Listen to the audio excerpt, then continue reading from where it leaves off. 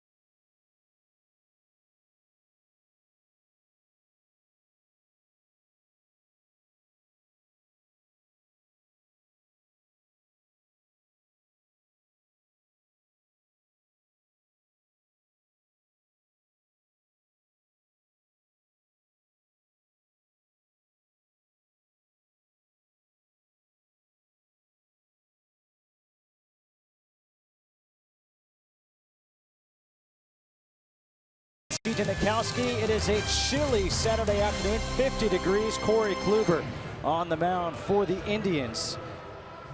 And he will face a lineup that looks like this. Joe Mauer leading things off at first base. Eduardo Nunez at short will bat second. Miguel Sano in right field bats third. Trevor Plouffe, the third baseman, will bat cleanup. Young Ho Park will DH and bat fifth. Brian Dozier at second, bat sixth. Eddie Rosario in left field will bat seventh. Juan Centeno, the catcher, will bat eighth. And Danny Santana in center field will bat ninth. Corey Kluber against the Minnesota Twins. In his last 8 starts, the ERA under 3. The Twins are hitting just over 190 against them. And that's probably what sticks out the most, a 192 batting average against. There are certain lineups that you're comfortable against, certainly certain ballparks. For Corey Kluber, he's done very well against the Minnesota Twins. The defense behind Kluber in the outfield from left to right. Rajai Davis, Tyler Naquin, and Marlon Byrd around the horn in the infield. Mike Napoli at first, Jason Kipnis at second, Francisco Lindor at short, Jose Ramirez at third, and Yan Gomes is behind the plate. And we are all set to go. Joe Mauer will lead things off here against Kluber.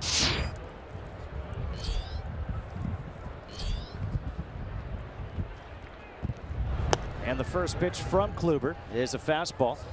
Missing low and inside for ball one. The umpires today behind home plate, Angel Hernandez at first base, Sean Barber, second base, Will Little, and Ted Barrett, the crew chief, is at third. There's a fastball in there for a strike. 1 ball and 1 strike to Mauer, who has always had a good eye at the plate. 291, a home run, 9 RBIs.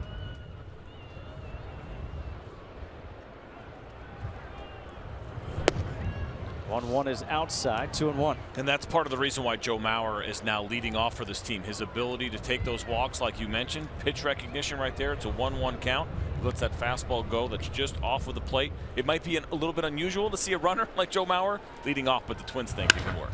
Mauer right back up the middle, line drive, single to get things going here for Minnesota. Batting second for Minnesota, the shortstop, number 9.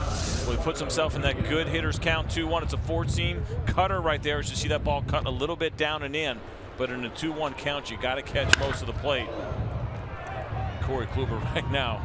I want to check those shorts a little bit.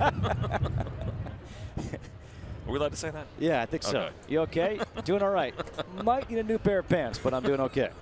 Eduardo Nunez will step in. Nunez playing shortstop here for the Twins. And this is how the game has changed so much. It used to be you want your leadoff guy to be a speedster. Well, Mauer's not the speedster, he's the on-base machine. Eduardo Nunez, his numbers. Nunez is a speedster, but he's batting second. Stolen base is not as important, apparently, in today's game. Trying to bunt, pops it up, easy play for Yan Gomes. 1 away. And that was not a sacrifice bunt. That's Eduardo Nunez looking like he's trying to bunt for a hit, and as well as he's been swinging the bat, kind of surprising, 356 on the year. But a lot of times you're taught when you're bunting to never go up. You start at the top of the strike zone, so that what we just saw right there does not happen, where you pop the ball up, and a wasted at bat right there for Nunez. 1 away now for Miguel Sano. And Sano is a guy who, it's so important for him not to take what he does defensively to the plate. His numbers, 234, 5 home runs, 14 RBIs. He has tremendous power.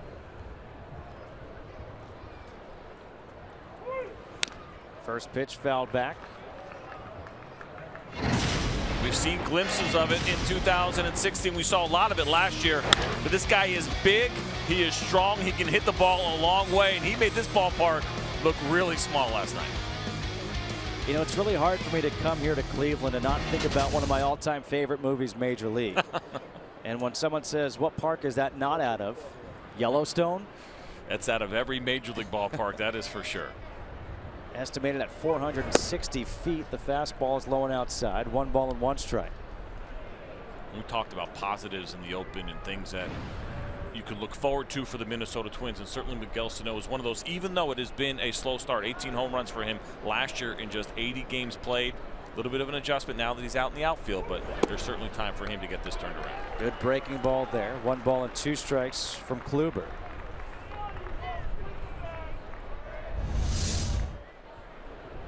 You see the breaking ball right there. It's kind of a hybrid of a cutter and a curveball. We were talking to Terry Francona, the manager of the Indians, prior to the game, and even he was like, "I cutter, curveball, slider. I'm not sure. This is breaking pitch." Well, we know what that is. That was a fastball taken for strike 3 for out number 2. This is a beautiful pitch right here from Corey Kluber, trying to go in and look at the glove, not even moving at all from Yan Gomes. And the curveball before sets that up. You throw the breaking pitch away, come back with the fastball in. It's a deadly combination. 2 away here in the first. Now for Trevor Plouffe.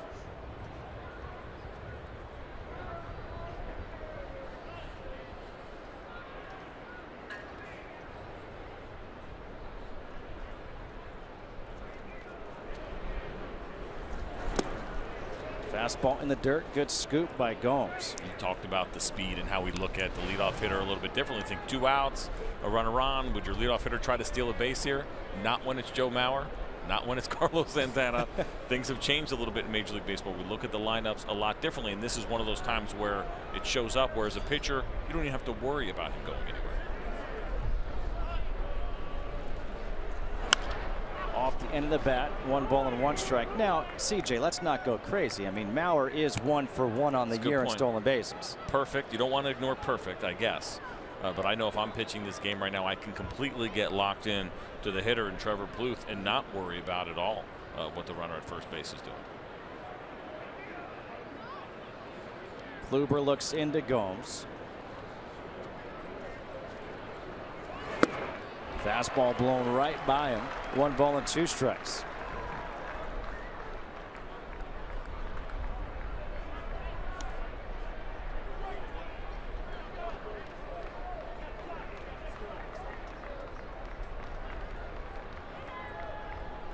One ball, 2 strikes, 2 outs. Mauer on at first.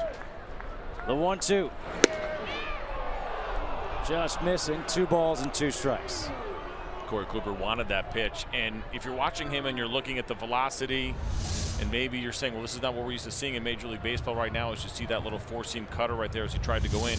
Corey Kluber will sit around 92, 93 miles an hour, but none of it is straight. Right? It's the 4-seam cut. It's the 2-seam that runs. You never know which way that ball is going to go. 2-2 breaking ball, a beauty, and he gets Plouffe looking.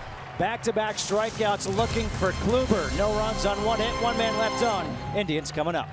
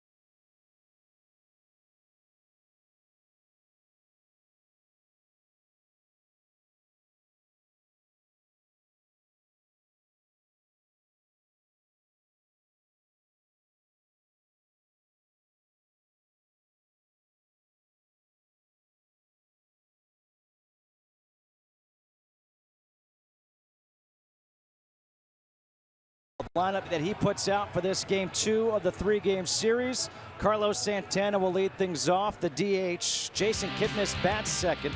Francisco Lindor in the 3-hole, followed by Mike Napoli, Jose Ramirez, Marlon Byrd, bottom third, Yan Gomes, Tyler Naquin, and Rajai Davis against Irvin Santana. And the first pitch is inside to Santana.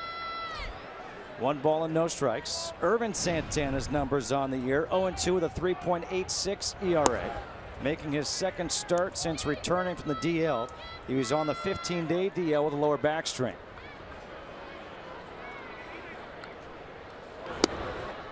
And he is quickly behind in the count to Carlos Santana. 3 balls and no strikes. And it's the one thing that has stuck out about Santana a little bit this year is that walk rate has been up. We're not used to seeing that from him, but he is up over 4 this year. Not certainly where you want to be, especially for a guy that can be home run friendly. 3 balls and 1 strike to Santana. And ask for time. Carlos Santana on the season. He's hitting .226 with 5 home runs and 14 RBIs. And he draws a walk to lead off the first. The defense behind Irvin Santana in the outfield from left to right: Eddie Rosario, Danny Santana, Miguel Sano. Around the horn in the infield: Joe Mauer at first, Brian Dozier at second, Eduardo Nunez at short, Trevor Plouffe at third, and Juan Ceteno is behind the plate.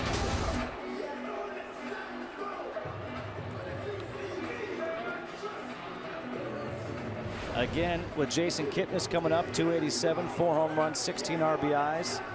With Carlos Santana on leading off, he is 2 for 3 in stolen bases, but not a real threat. And the first pitch, breaking ball, is in there for a strike to Kipnis. And if you're wondering about Carlos Santana and why would Terry Francona feel comfortable having him lead off, he is the only hitter in Major League Baseball who has walked more than 90 times in each of the last 5 seasons. He is an absolute walk machine, and it has been consistent for him throughout his career. No balls and 2 strikes to Kipnis.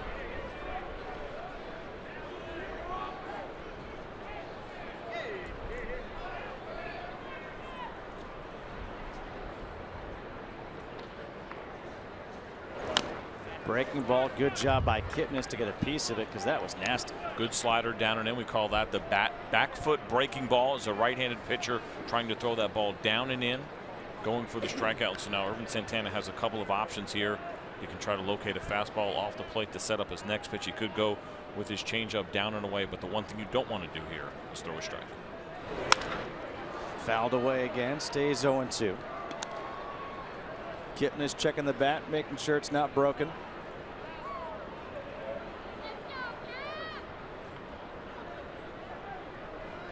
The 2 leadoff men, Mauer and Santana. I still can't get over it.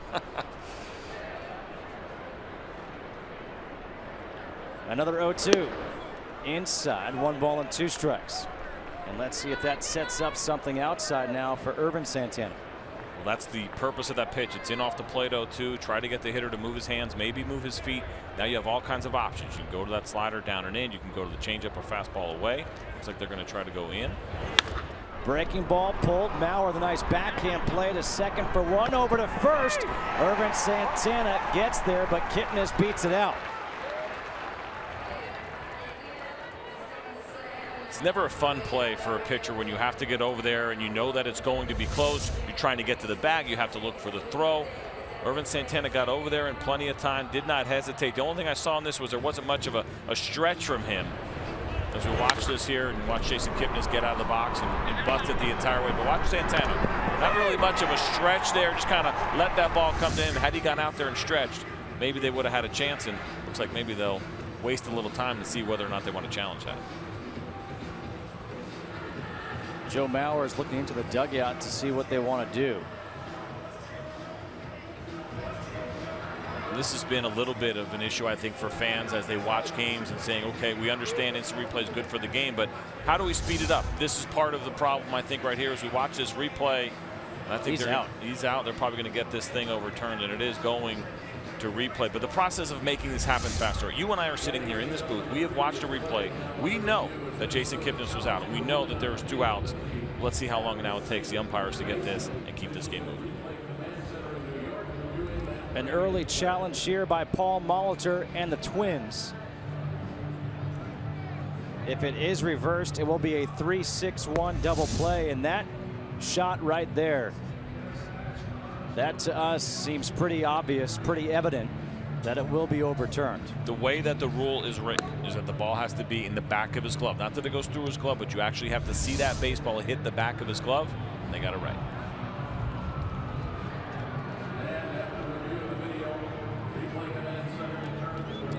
The call is overturned, a 3-6-1 double play. And now the bases are empty for Francisco Lindor.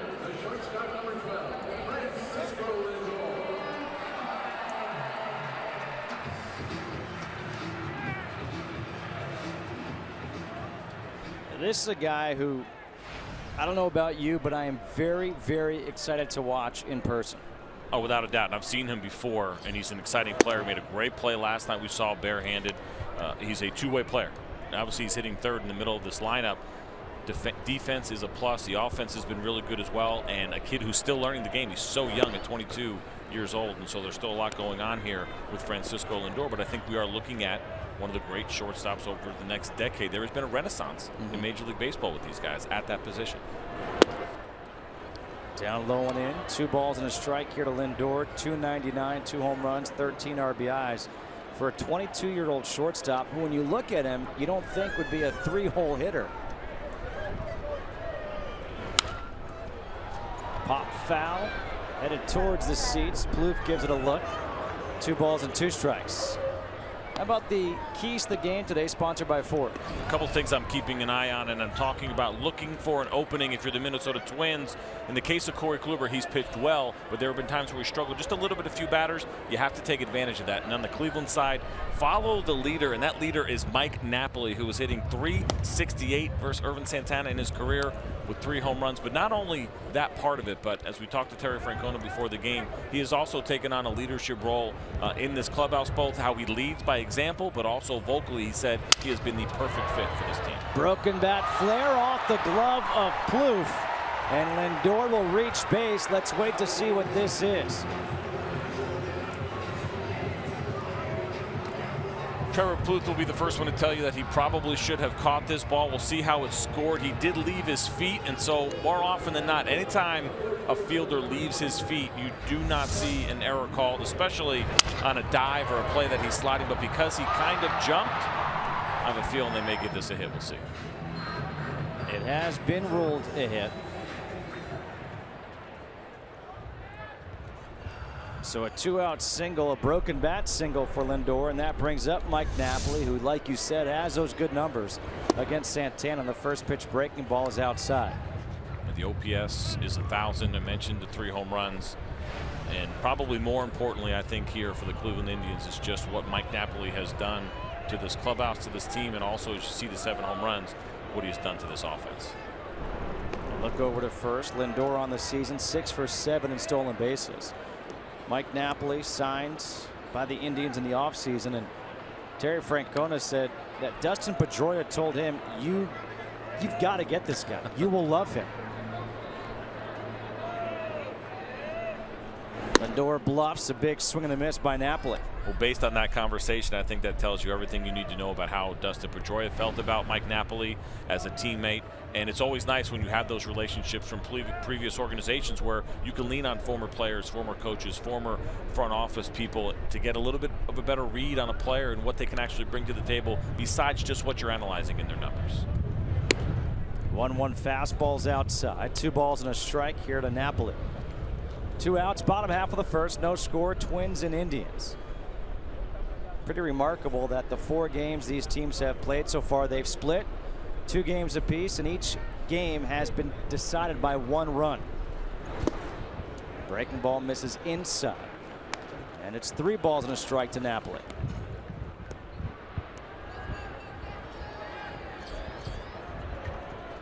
Jose Ramirez on deck.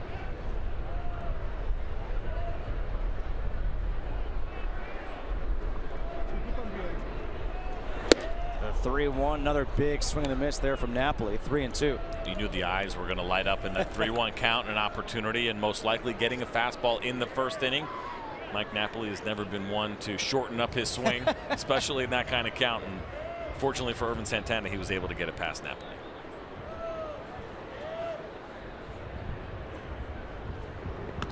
Throw back over to first with a full count, 2 outs. Lindor will be off with the pitch. So Santana just trying to keep him a little bit closer.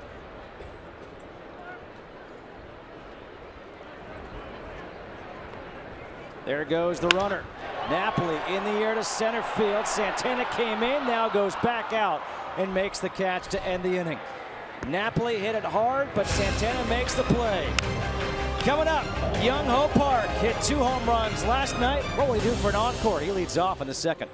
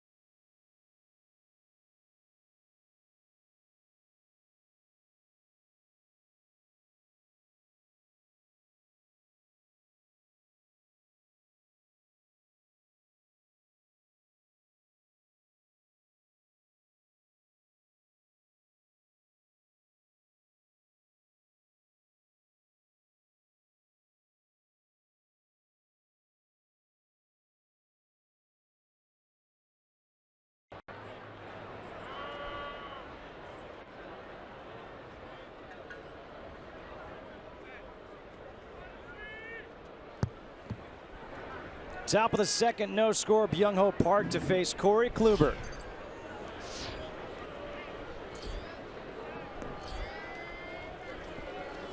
And the first pitch fastball from Kluber's in there for a strike. The numbers on Park: 245, 9 home runs, and 15 RBIs on the year. He had 2 of those 9 home runs last night.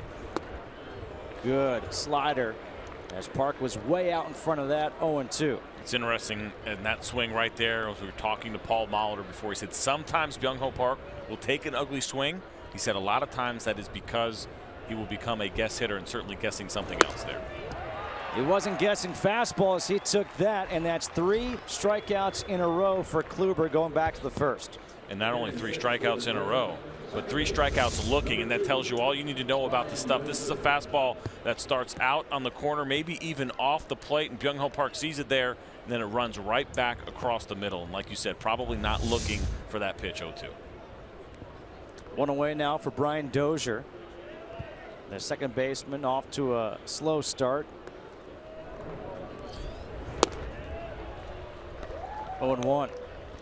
Dozier, 225, 4 home runs, and 14 RBIs. Not typical Brian Dozier numbers for sure. Pop foul out of play, behind the count. 0-2. I think the one thing with Dozier is that you know you're not going to get the high batting average. That's not necessarily what he does, but you certainly get great home run production from him, as you see right there, the 240 batting average, but it's the 75 home runs that stick out over those 4 years. Missing inside, 1 ball and 2 strikes. Starting to rain again here at the ballpark in Cleveland. Rain has been on and off all day long, really, and they thought we'd have a good window to get a game in. A ground ball up the middle with the shift. It's Kipnis behind the bag, 2 away. And as we talk about Corey Kluber, and as you guys watch him today, think about his pitch selection. It's pretty interesting. This is a guy who throws 56.6% fastballs, and then the other 21% in that group are cutters. So predominantly, most of his pitches are hard, and you're looking at 78%, Justin, as my math, as I do it off the top of my head. Mostly fastball, so mixing that curveball and that changeup. But the fastball and the cutter don't have a ton of speed differential from them. And like I said, he'll also mix in that 2-seamer. So it's a lot of hard stuff going in a bunch of different directions. Eddie Rosario hits with 2 outs and fouls the first pitch back, 0-1. Rosario has had 96 at-bats on the season, 19 hits, hitting 198. That's what my math leads to. It's easy when you just get to read it. Outside, 1 ball and 1 strike. I didn't know you were a math major at St. John's. How about it, bud? I actually majored in baseball, but I did pay attention to a little bit of my math when I was there. You're a pitcher, so you had to know math to calculate your ERA. Well, that one, of course. Good breaking ball. 1 ball and 2 strikes. Terry Francona has to be happy with what he has seen from Corey Kluber so far through the first 6 hitters that he has faced. Looking really sharp right now. 1-2, and there's his first strikeout of the swinging variety. A 1-2-3 inning for Corey Kluber. He gave up a leadoff hit to Mauer, nothing since.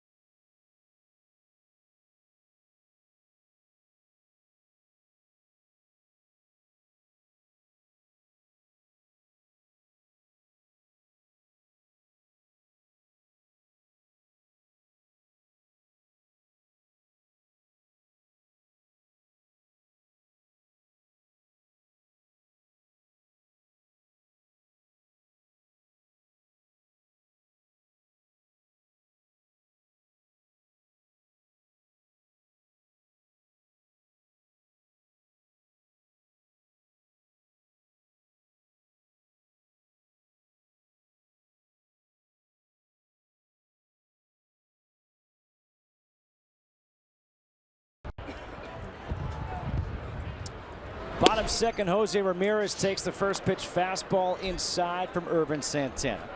Ramirez playing third base today, 309, a home run and 12 RBIs. Down low, ahead in the count, 2 balls and no strikes.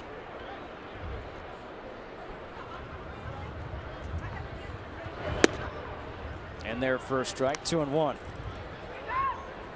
One of the things you have to like about Irvin Santana is the tempo in which he pitches. Pitching coaches, managers love this. Gets the ball, you watch him look right back on the pitching rubber, doesn't waste a lot of time at all. Looking in, you see Jose Ramirez actually putting his hand up and asking for just a little bit of time in between pitches. Tries to go back-to-back breaking balls. Ramirez lays off that. Now 3 balls and 2 strikes to Jose Ramirez.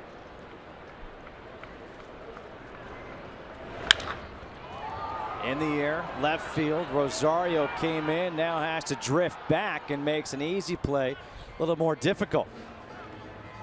Come on out to the ballpark this weekend for Major League Baseball's first annual Play Ball Weekend, proudly supported by Chevrolet and Scott's. For more information on play ball weekend activities and to get your tickets, visit MLB.com/tickets.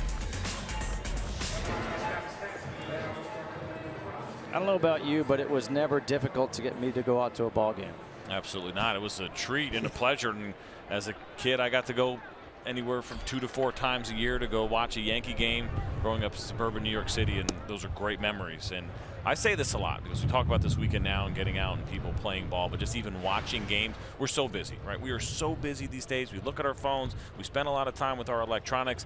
A baseball game is a perfect place to come out and spend a couple of hours with your family, with your kids, where they're forced to stay with you. They can't run off and do something else, and it's really a great family experience because of the pace of how baseball works. A lot of sports don't offer you that opportunity. Baseball is very special in that way. 1-1 strike to Marlon Byrd off the glove of Centeno. 2-1. I mean, going to ball games as a kid, that was the highlight of my spring and summer. Absolutely, I'm with you. I still have those memories of walking through the corridors of Yankee Stadium. And as you're walking to your seats, you get to peek through a little bit and you see that little glimpse of the field and the greenest grass you have ever seen. Those are terrific memories that never go away. A 2-1 from Santana, foul tipped into the mitt of Centeno. 2 balls and 2 strikes. I would average about 4 Yankee Stadium hot dogs per game. That doesn't surprise me at all. 1 pretzel on the way in, a pretzel on the way out. I don't know where you put it, dude. 2-2 fouled back. You have like that. What is his name? Joey Chestnuts. What's the guy's name? Yeah. You have that in you for sure. You could be that guy because it doesn't make any sense. For those of you who've never seen Justin Kutcher, he's not a large man. A little bit more on the, I don't know, smaller side. I hope you don't find that offensive, but you eat. I'm highly offended right now. Like you weigh about 350 pounds. Down the third baseline, foul. Stays 2 balls and 2 strikes to Byrd. But that wasn't the point. The point was how much I enjoyed going to the ball games. And while I was there, I can remember when I first started going to Yankee games, it was like $2 for a hot dog. My last time as a kid, it was like $4.50 or $5, and I used to feel bad being like, man, my parents had to spend like $25 to $40 just for my hot dogs now. Yeah, that's a good point, and I think that's why you should maybe think about paying them back for all the hard work that they put in. 2-2 fastball. Santana thought he had strike 3. Angel Hernandez didn't ring him up, so now it's back-to-back full counts. A lot of times when you miss location, but the ball still ends up being a strike, the umpire will miss that. I think that was the case there. 3-2. Santana takes care of it himself. Blows it right past Marlon Byrd for the first strikeout of the game for Santana. Good looking fastball here. 3-2 count. You're not going to try to do too much. Irvin Santana just thinking about splitting the plate. You see Marlon Byrd in his reaction. Ball's got a little bit of run, but he felt like that was one he could get to. See the facial expression right there. Marlon Byrd, a big hit last night for this team as he drilled a double late in the game. He's done a really nice job for a guy that was a non-roster late signee this past spring training. Byrd had the big hit last night. Yan Gomes at the plate came through with a big hit. He had a home run, his 4th of the year in the 2nd inning as he takes a strike. 1 ball and 1 strike. And that was a big hit for him just mentally. The numbers aren't good offensively. The average 163, swings and misses, 1 ball and 2 strikes. But what Terry Francona says about him is the offense has not affected his defense at all. What he does behind the plate is huge for these Indians. And the way that he said it too told us everything we needed to know, which is that that's uncommon, that he's used to seeing catchers and been around catchers who take their at-bats out to the field. A good slider by Santana, strikes out the last 2 batters. We go to the 3rd, no score.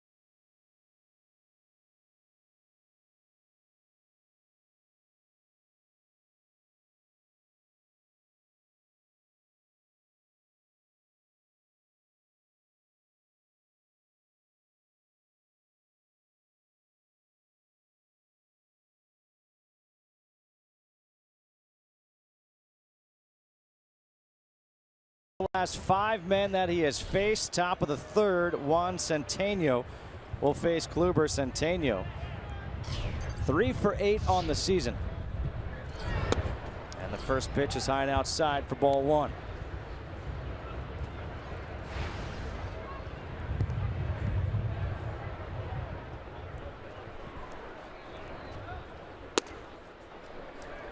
Fastball's outside. Gomes, he pumped twice, throwing that ball back to Kluber. He thought he had a strike.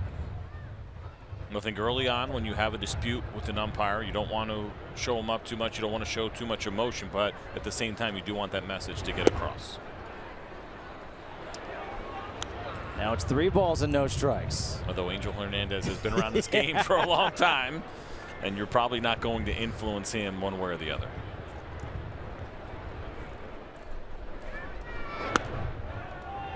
A 4-pitch walk issued to Juan Centeno leading off this 3rd inning. Time for a game break. Let's go back to LA and check in with Kevin Burkhardt. The center fielder, number 39, Danny Santana.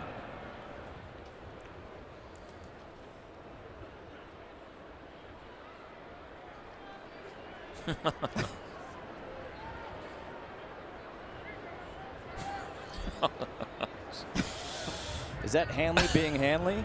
I mean, I'm not looking at the box score. I'm not watching the game. I'm going to guess that they had a pinch runner, at least I hope, because trying to bunt with David Ortiz on third base, that's a recipe for disaster. Danny Santana, 246, a home run, 4 RBIs. Took the first pitch for a strike. Playing in at third is Ramirez, anticipating a bunt. Not bunting, swinging away, popping one up. Down the left field line, long run. Lindor is over in fair territory to make the play. 1 away now for Joe Mauer. And Mauer, you think back to when he first came up and all the way up through his MVP season of '09, people were talking about him being maybe the greatest hitting catcher of all time. And all of a sudden he had the concussion, his numbers have decreased. But the good thing, as you mentioned in the open, is this year he's starting to see the ball better again. His average is back up. The home run numbers were never there other than that MVP season. They weren't, and change of ballpark certainly didn't help him either, going to Target Field, which plays very big, and especially for left-handed hitters. But Joe Mauer had the concussion issues, and for a couple of years they were lingering, and he was having eyesight issues. And there's a very interesting story about how he has decided, or what he has worked on to try to correct this. And he's using these what they call strobe glasses, which are basically glasses that will go dark on you, and to try to retrain his brain and to help him keep his head still. And the eyesight has been a lot better. The walk rate is up, the strikeout rate is down, and Joe Mauer right now, although the power still is not there, is a much better version of Joe Mauer than we have seen the last 2 years. And it's really sad what has happened to Mauer, because he was truly one of the great stars in the game, and a hometown kid, first overall pick for the Twins, and it was a feel-good story. And all of a sudden when they signed him to that contract, it looked like a positive, right? The Twins, a small market team, get to keep their star, and that contract has come back to actually hurt them. Well, they've always been a small market team, but they've had very financially successful ownership, but they stay within the boundaries of what they want to spend. They spend within their market, as opposed to, say, maybe the Detroit Tigers are in a similar situation, but they have an owner in Mike Ilitch who is not afraid to spend some of his own money to try and win. The Twins don't do things that way. They keep their business model, so when they extend themselves and sign a guy like Joe Mauer, it has to work over the length of that contract in order for this team to be successful. 3 balls and 1 strike to Mauer. 1 away. Top of the 3rd inning here in Cleveland. No score, Twins and Indians. Game 2 of this 3-game series here. Last night the Indians won in come from behind fashion, 7-6. The Twins, they've lost 8 in a row, 2-16 on the road this year. Fastball called for a strike at the knees. Now Mauer is not happy with home plate umpire Angel Hernandez. Well, you're getting this on both sides, right? You're getting pitchers who were complaining at least a little bit, or at least giving Angel Hernandez a second look on some pitches that they thought there were strikes. Now we're talking about Joe Mauer, who's got great plate discipline, great pitch awareness, thinking that 3-1 pitch was a ball. The 3-2 inside out to left field. That'll fall in front of Rajai Davis. Holding up at second is Centeno. So Mauer is 2 for 2 against Kluber. He is the only guy to get a base hit so far for the Twins against Kluber. This is a great job on a 3-2 pitch. A lot of guys, they'll get big eyes and they try to yank out of the ballpark. But look at Joe Mauer. The fastball, actually a cutter, ends up coming back down and in. But instead of trying to pull it, he keeps his hands in, just tries to get the barrel to the ball himself. A nice line drive to left field.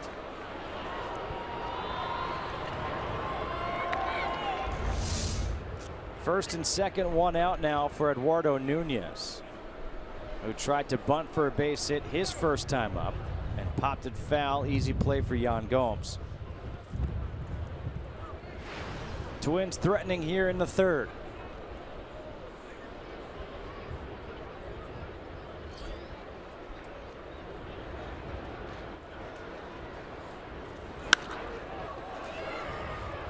No balls and one strike. Nunez is having an interesting season. First of all, you're seeing a bump in his offense. This is not a guy that has sat around up over 300 at any point in his career, but the splits are very interesting. You look at Nunez as a right-handed hitter, struggling against lefties, hitting just 167 against them this year, but 385 against righties coming in. Doesn't make any sense.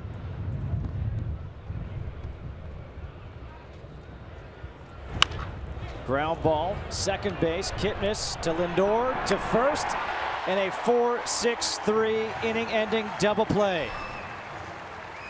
First and second, one out. They couldn't get it done. When we come back, we'll be joined in the dugout by Twins starter Phil Hughes.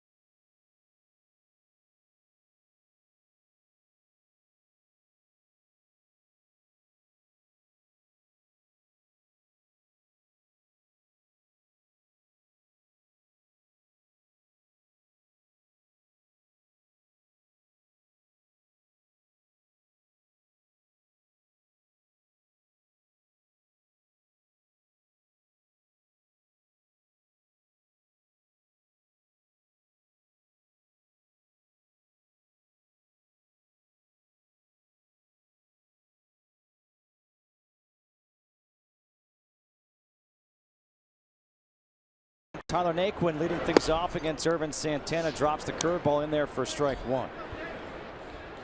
Naquin on the season, 315, 17 for 54, no home runs and 2 RBIs. Ground ball, Tapper past Santana. Plouffe was late to react. Nunez the bare hand, and an infield single for Tyler Naquin. A delayed reaction there by Trevor Plouffe allowed the base hit for Naquin, as we now welcome Phil Hughes, who's joining us from the Twins dugout. And Phil, thanks for joining us. Appreciate the time. Everyone knows the struggles the Twins have gone through this year. So for you, for the guys in the clubhouse, what do you say on a day-to-day basis to get things going back in the right direction? Well, I mean, that's the difficult part. You know, we try to stay positive, stay smiling, having fun playing this game. Because as you guys know, if we start, getting down in the dumps and the mood's not good in the clubhouse, then this thing's just going to snowball, and that's not a good thing. So we just have to stay as positive as possible and treat every day like we're 0-0 and not worry about our record. Broken bat in the air by Davis. Santana slips, but he's able to get back up, and back to first goes Naquin. Well, I guess that's one way you can have a little bit of fun, is by making fun of your center fielder slipping, and still making that catch. Is that the kind of thing that you have to do? I mean, ultimately, you guys have to go get it done on the field, as you know. That's always part of it. But the little things about maybe trying to keep guys loose, is that something that maybe you try to do once in a while with this absolutely. group? Make fun of each other. I mean, we've found about every way to lose this year so far, and if you can't make fun of yourself, then it's going to be a long season. So yeah, we try to keep it light, keep it positive, and see how it goes. I mean, we're playing with house money at this point. All you can do is go out there and have fun. Phil, this is now your third year playing in Minnesota. What has it been like for you going from a huge market in New York to Minnesota? In your first year, I mean, you put up really good numbers at 16 and 10. Mauer to second for one, back to first. Well, Phil, the good news is if you join us, the game will go by really quickly. I love it. I don't have to answer that question either. The quickest inning in history. Phil, thanks for joining us. No problem.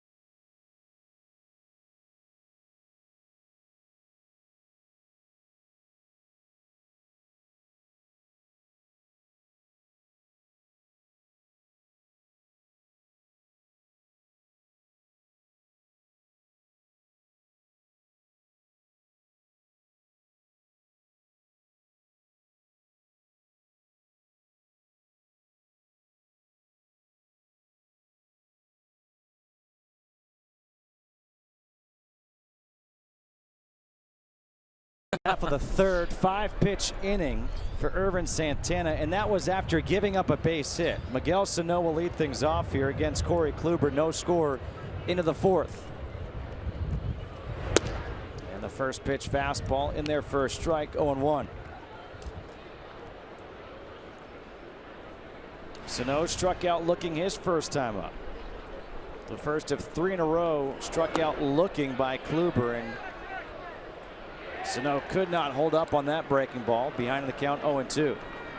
Tell you what, I thought that pitch might have even been a strike on the pitch. It looked like it caught the outside corner, but more importantly now for the Minnesota Twins, they have to be very careful, because Corey Kluber looks like he is about to get locked in and go on a roll. He has been very solid from the beginning of this game, and he continues to look very solid and very comfortable right now. You know, you look at Corey Kluber in his last start, his worst start in a long time at Houston, went 2 2/3, 5 hits, 5 runs, 3 walks, 3 strikeouts. But the start before that, he had a complete game 5-hit shutout against the Tigers. Whoa, watch out. That sounded like it hit something, as you see Francisco Lindor with his hands on his head. I don't know if it caught the bat Or if we just heard it hit off the glove as we watch a replay here, two-seam fastball that gets away. And it was actually Yan Gomes' glove is the sound that we heard. That'll scare you a little bit. 2 balls and 2 strikes to Sano. And what wouldn't be nice if his Kluber comes back with a breaking ball outside. It's pretty much the game plan and the smart play. We'll see what he decides to do. Goes fastball low and outside. Now 3 balls and 2 strikes. You mentioned the outing, and remember last year Corey Kluber got off to a slow start. And then he had that 18 strikeout game that seemingly came out of nowhere. You know what's in there, but early on in his career, April may have not been his strongest months. Sano pops one up, shallow right. Coming in is Bird by the line, there to make the catch. 1 away. Tomorrow, NASCAR is back on FS1 as the circuit heads to the Monster Mile at Dover for Sprint Cup Series racing as Jimmy Johnson looks to defend his title from last year.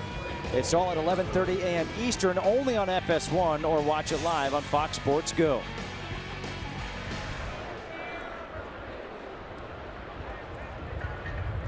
Trevor Plouffe comes up.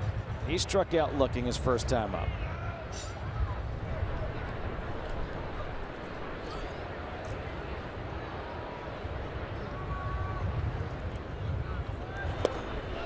Another good breaking ball.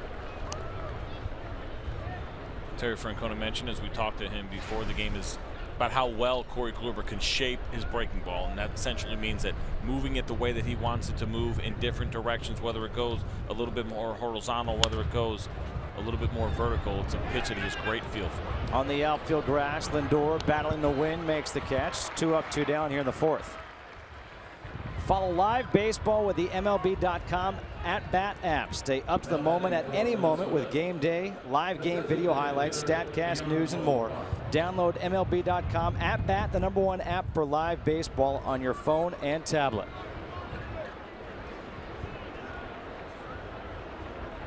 Two away now for Byung Ho Park.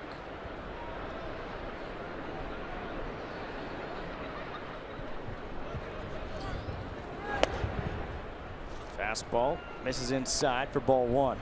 This is looking like a really good investment here for the Minnesota Twins. Of course, last year we saw Jung Ho Kang come over from Korea, the first hitter to come from the KBO directly to Major League Baseball. He did a great job, and so the Minnesota Twins looking in the market and see Byung Ho Park, and they sign him up to a 4-year, $12 million contract. That $3 million a year is below the average Major League salary, and so far so good. The power that he had in Korea has translated here in Major League Baseball.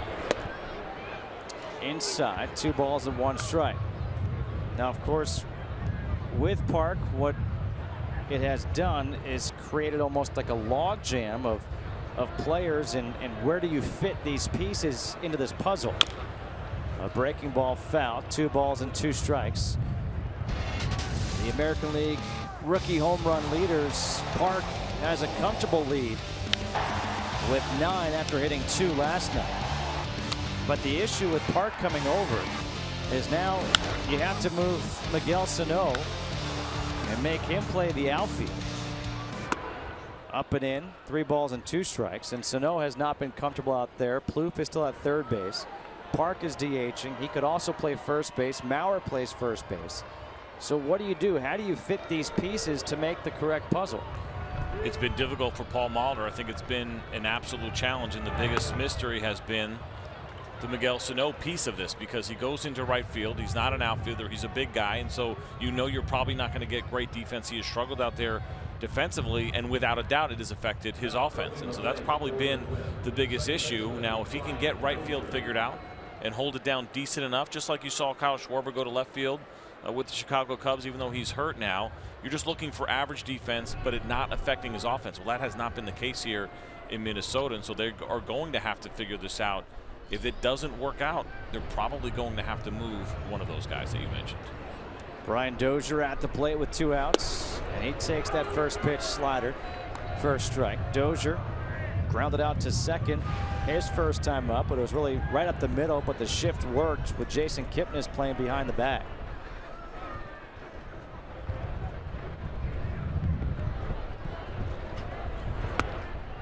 Fastball is down low, 1 ball and 1 strike.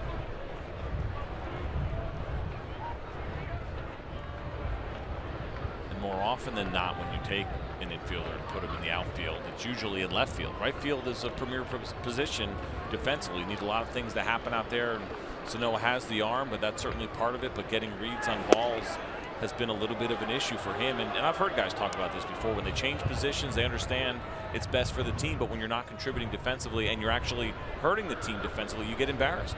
And it can be really tough on guys. And Miguel Sano right now, I think, is realizing that struggle. 2 balls, 1 strike to Dozier. Ground ball, third base. Ramirez will go to second for the easy out, and that will do it. No runs on no hits, 1 man left on. When we come back, Francisco Lindor bats second in a scoreless game here in Cleveland.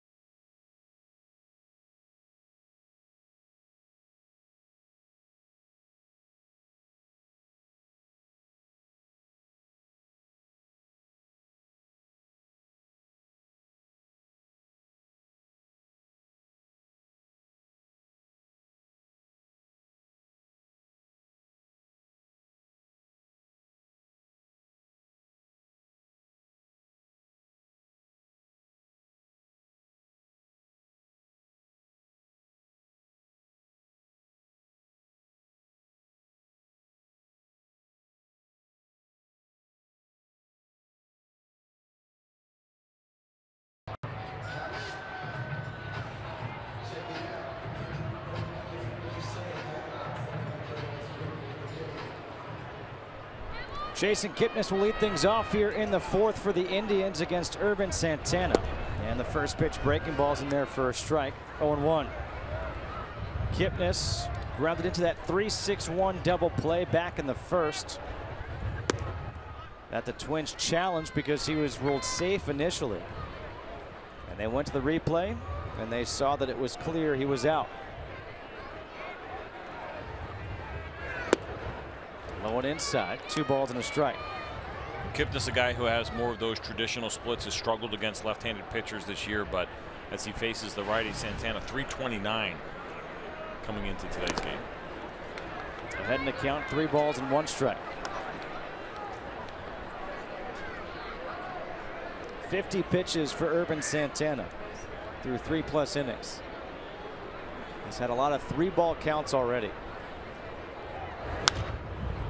Pop foul out of play, 3-2.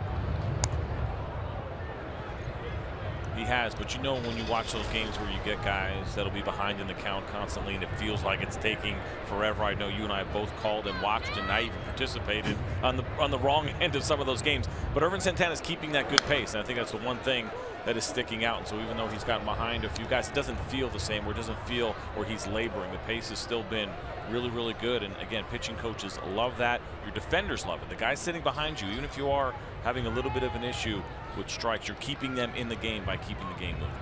5 full counts already for Santana. And that was foul tipped in and out of the mitt of Santana. And you heard him kind of gesture there. It's something, I think, in Spanish, because he felt like he should have been able to catch that ball. And for me, I'm always amazed that catchers can hold on to those foul tips. I guess it's a skill of having good hands, but if that ball is going to change direction and coming at the speed that it's coming at the last second, it just absolutely fascinates me that they ever catch foul tips. 3-2, pulled to first. Nice high bounce for Mauer. One away.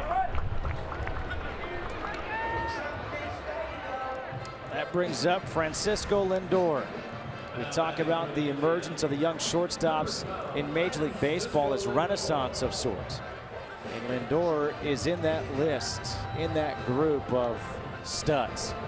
If you're a fan right now, you're very lucky to be watching, I think, what we're seeing here in Major League Baseball. You and I, as fans a decade or so ago, got to enjoy it with Derek Jeter, Alex Rodriguez, Nomar Garcia-Parra, Miguel Tejada. We had such great shortstops for a while. Who did I forget? You're looking at me like I forgot somebody. That was 2 decades ago. Oh, sorry. Well, I like to say That's how trying to make us feel is. young, man. Come on.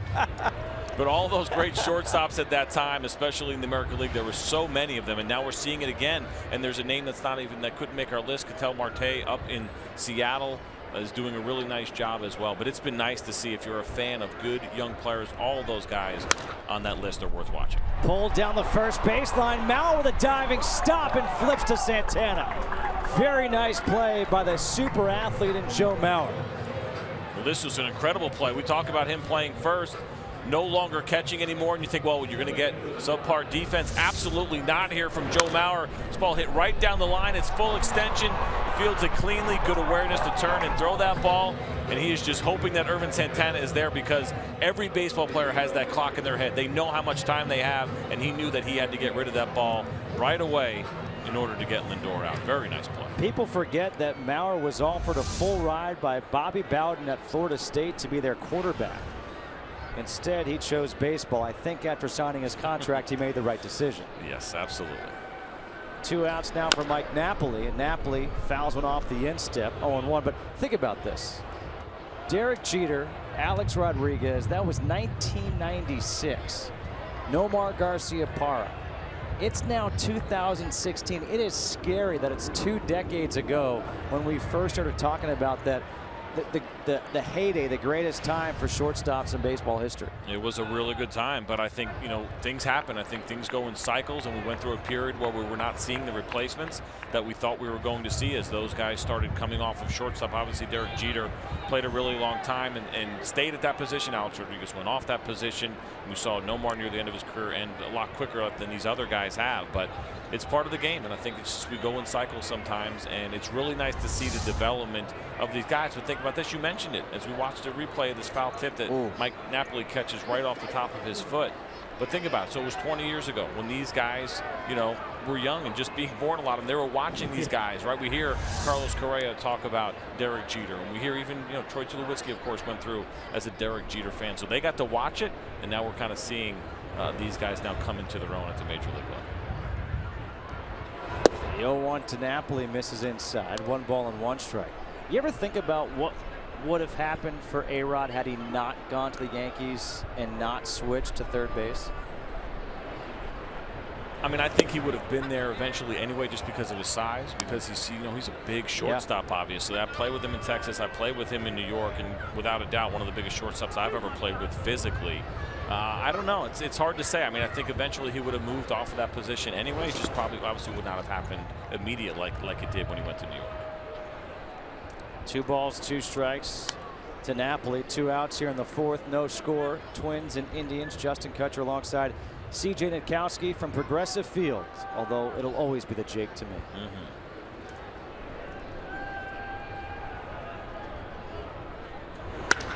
Napoli in the air, straightaway center. Santana going back. It's over his head. One hops the wall. Napoli heading into second, will be in there with his 9th double of the year.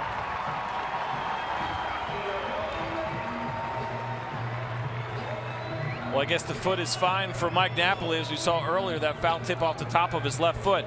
This was loud. I thought this had a chance potentially to get out as he takes, looks like a fastball right down the middle. They were actually trying to elevate. He did not miss the glove, which will make you rethink what your strategy was right there for Mike Napoli. But listen to this. That is loud, and that's the kind of sound that pitchers never forget. But I don't know if I necessarily like the idea of trying to elevate a strike on Mike Napoli there for Ervin Santana. If you're going to go up, it's got to be up out of the zone. The 200th career double for Napoli. He's in scoring position with 2 outs now for Jose Ramirez. Ramirez flew out to left field, his first time up.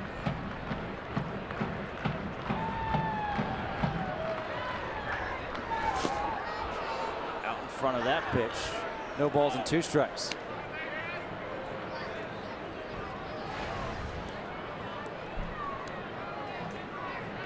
Ramirez at third base today. He is now kind of slid into that utility role. Juan Uribe is not at third, or is at third. Then Jose Ramirez will go out to left and probably will get a little bit more playing time now with Michael Brantley going down. And the dirt. Centeno able to make the stop. 1 ball and 2 strikes. You mentioned Michael Brantley. He's going to go see the doctor who performed the surgery on Tuesday.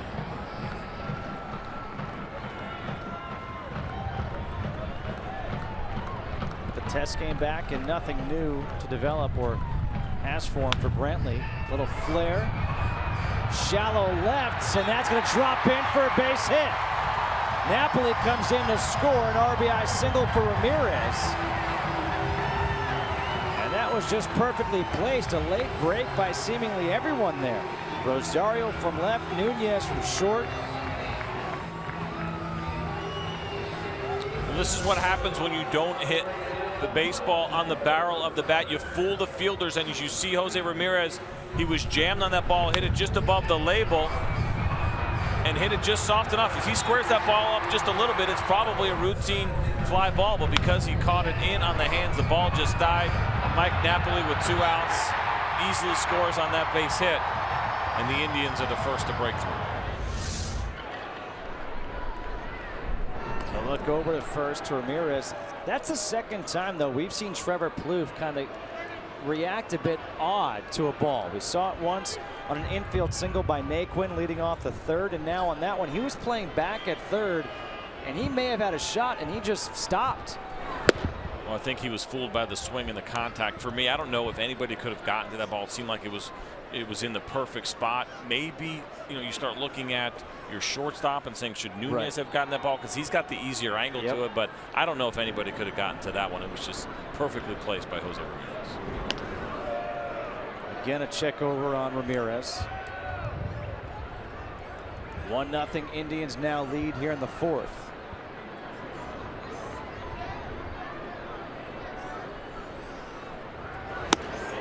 Bird chased the high fastball. 0-2. This is Plouffe again, goes back and just, maybe like you said, he didn't have a shot. So, I mean, that ball is perfectly placed. I don't think anybody was going to catch that ball.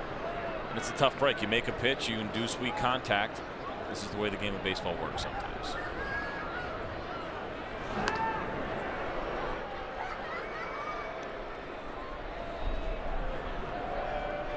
Think about how different this inning could have been. We could be looking at a couple of runs had it not been for that great play that Joe Mauer made on Francisco Lindor. That was an easy double. It looked like off the bat. It could be 2-0 right now here for the Indians. The fans starting to boo Irvin Santana for checking on Ramirez, who's 1 for 3 on the season stolen bases. No balls, 2 strikes to Marlon Byrd. And he strikes out Byrd for the 2nd time today. But the Indians do get a run. An RBI single by Ramirez. 1-0 Cleveland.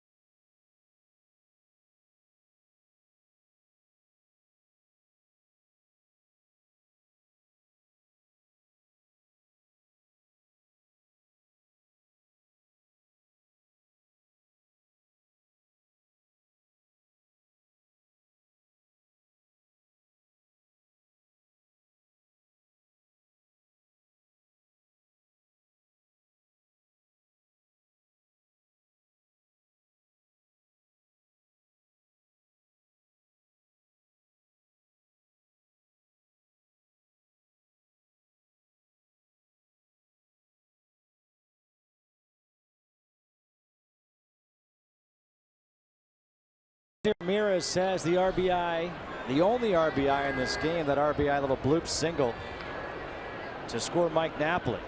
And now in the fifth, it's Rosario, Centeno, and Santana to face Kluber, and Kluber misses with the first pitch.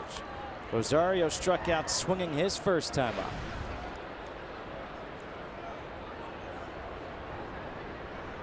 Just 2 hits for the Twins, both of them coming off the bat of Joe Mauer. And make it 3 hits for the Twins, and now Rosario has one of them. This is a fastball right down the middle. Rosario all over it, and a great way to lead off this inning as the Minnesota Twins will try to get back in this one. You see the 4-seam fastball splits the plate. Rosario ready for it. Head down, good at bat, not trying to do too much, and right back up the middle. Very similar to what we saw from the Joe Mauer base hit earlier. Centeno, who walked his first time out. You wonder if Paul Molitor tries to do anything here with Rosario on at first. 2 for 2 in stolen bases. Centeno, does he bunt? Does he try to have him steal? First pitch in there for a strike, 0-1.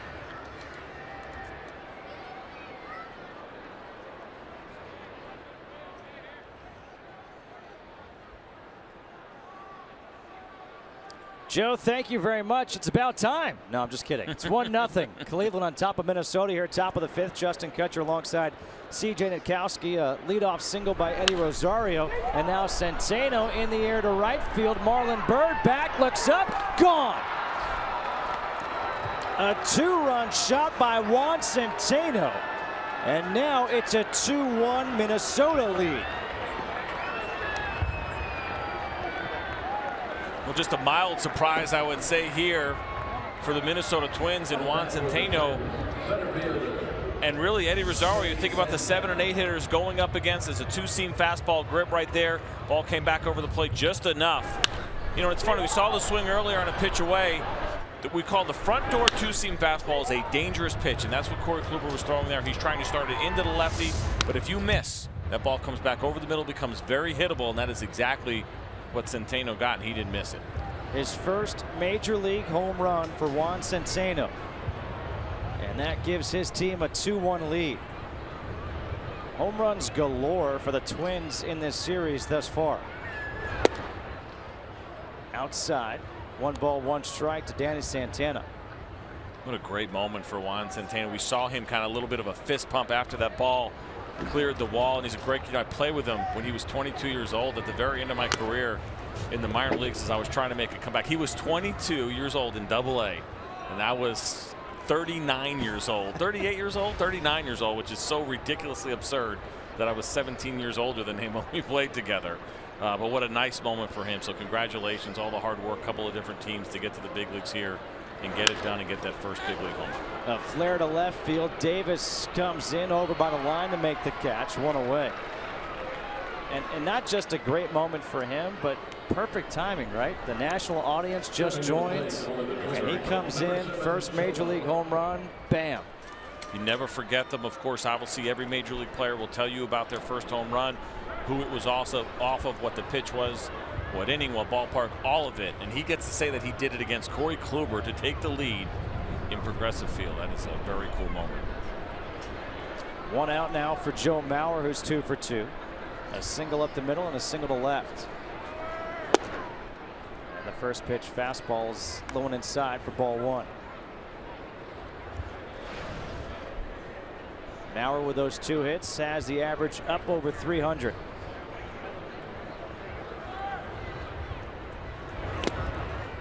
Good pitch, foul tipped into the mid of Gomes. 1 ball and 1 strike. You know, you think back to Mauer in the heyday for him. The M&M boys, the modern day M&M, with him and Justin Morneau.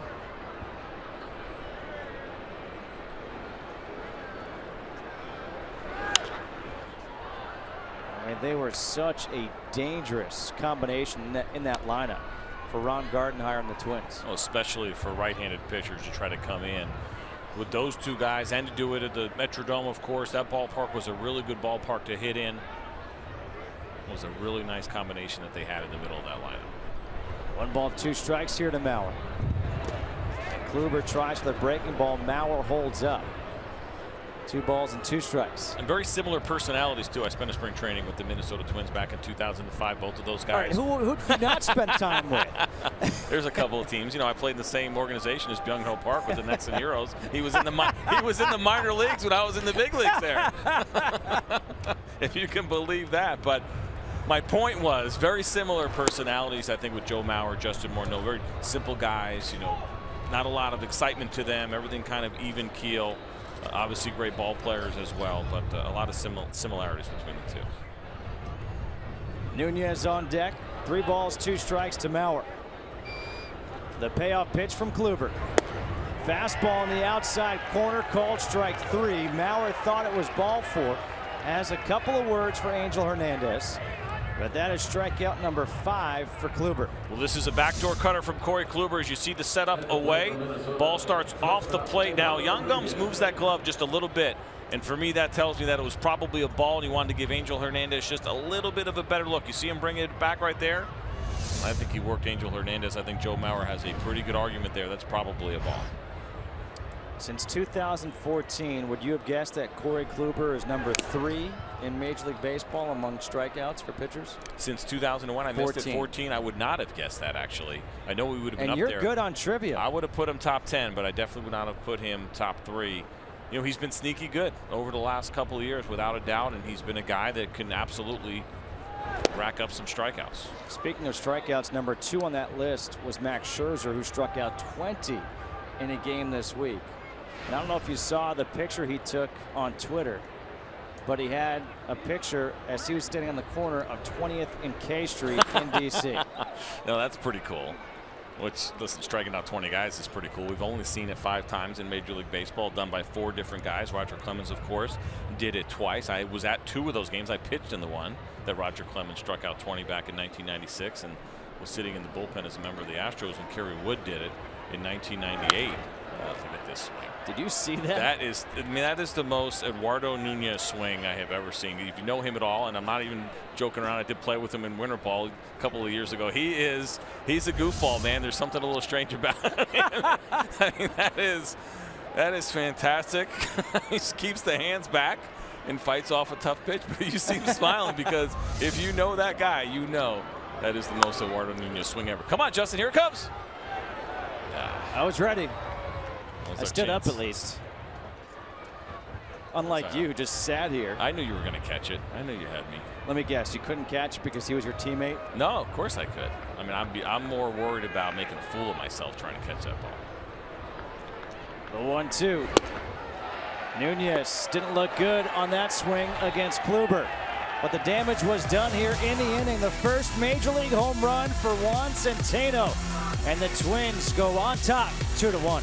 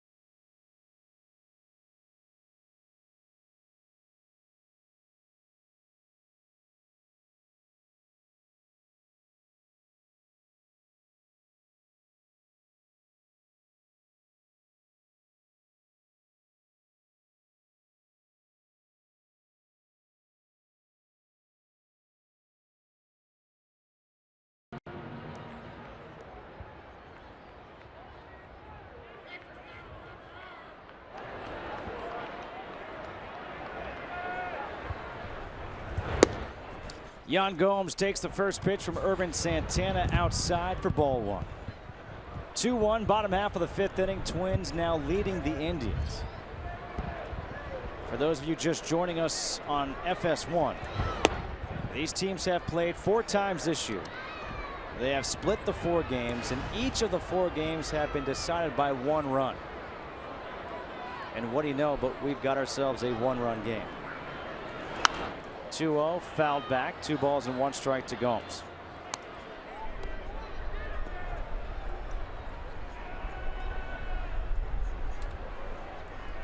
Do you like your name? I don't mind it. I mean, you know, yeah, I'm all right with it. The last name, you know, you have a typical last name to pronounce. You got to deal with some stuff over your life, but yeah, I'm pretty happy with it. But like, you would never think about changing your name? No, I would not change my name. No.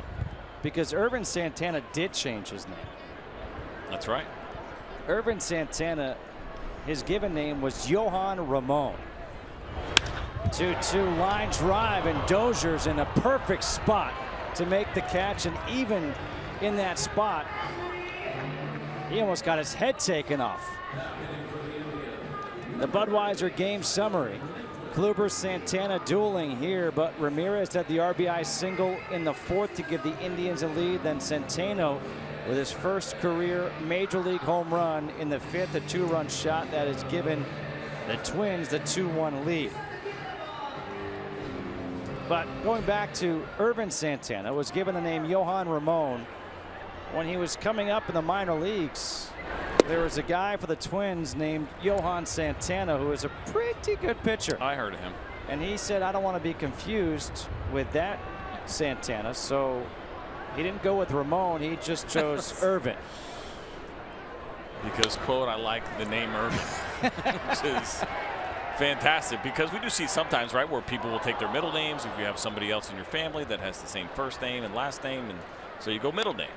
That seems like that would be the most logical thing to do in that situation, but it ended up being a huge curveball from the man we now know as Ervin Santana. Little known facts.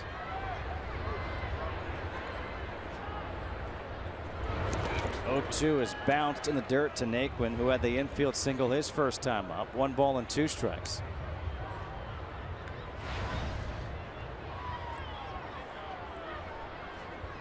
Naquin now 18 of 55 on the year.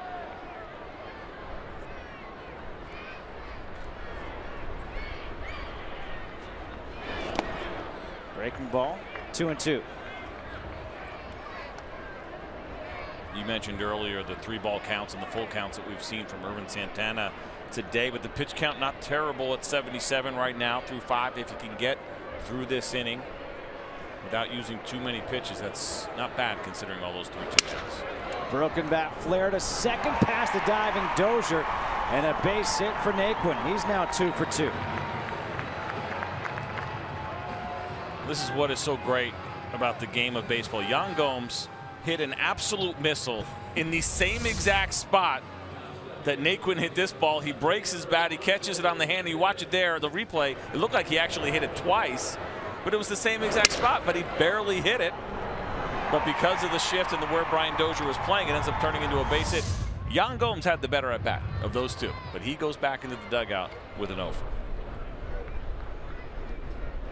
Runner on first, 1 out for Rajay Davis, flew out to center field his first time up. Breaking ball, swung and missed.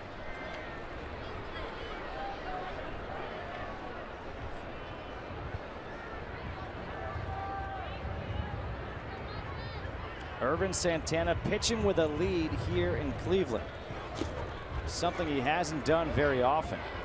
1-7 with a 6.62 ERA coming into this game in 10 career starts in Cleveland. Made his major league debut here back on May 17, 2005. Also threw a no-hitter here. His only win was a no-hitter. July 27, 2011. Really? That's the way to do it. No-hitter, you're really good chance you're going to win that game. Unless you're Andy Hawkins. That's right. Foul ball. CJ, stand up. Gosh. No, I was safe, man. I knew that wasn't coming to us. I'm not an overreactor.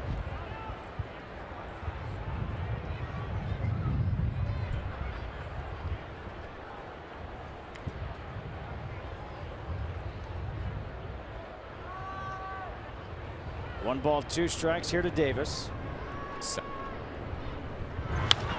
Ground ball, shortstop Nunez bobbles it, and he was still able to get it to Dozier in time, who was on the bag to get the lead runner.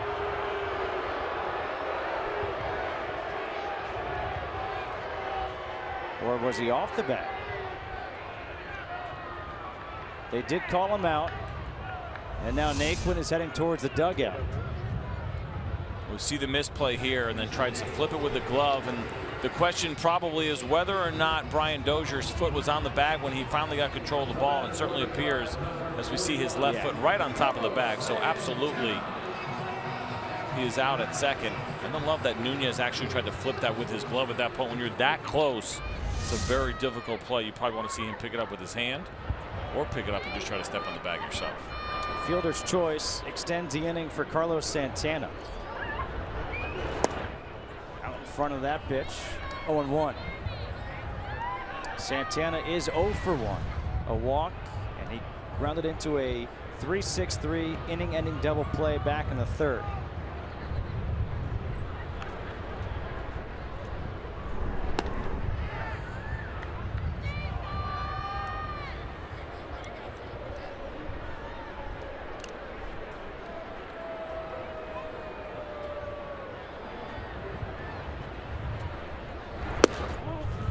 Snap throw back to first, and back in safely is Davis. Davis, of course, has fantastic speed. 8 of 11 in stolen bases. This is an ideal time to go. You have 2 outs with your leadoff hitter up. It's a good time to be aggressive and try and get this bag and get into scoring position with 2 outs. Throw over, he's back in safely. Twins collectively have not been good at throwing runners out this year. Just 3 of 18. It's the 28th worst in all of Major League Baseball. A bluff, down low, 2 balls and a strike. You know, for Centeno, he'd love to make this the greatest 5th inning of his Major League career. He gets the big home run to give his team the lead, and now an opportunity maybe to throw a runner out. You know, he's thinking about that as he's locked in right now. A guy who does not get to play very often, and so far has been a major impact on this game. Off speed pitch, now 3 balls and a strike to Santana with Kipnis on deck.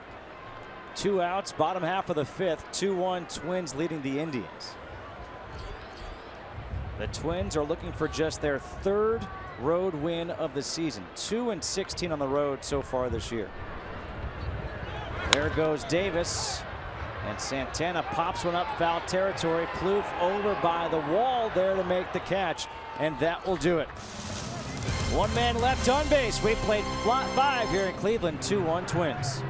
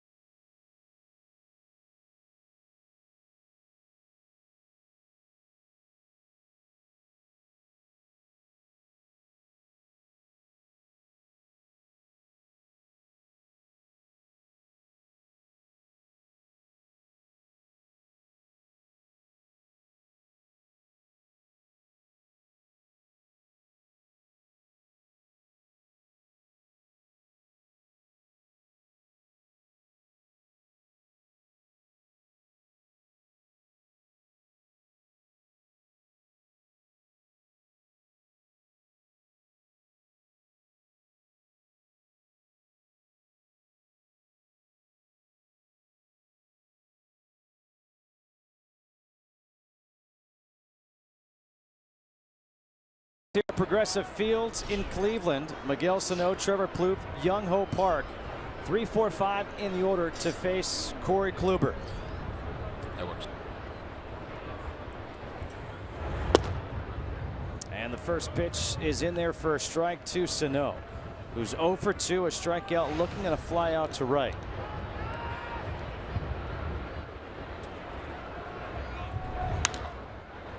Pop foul out of play down the right field line.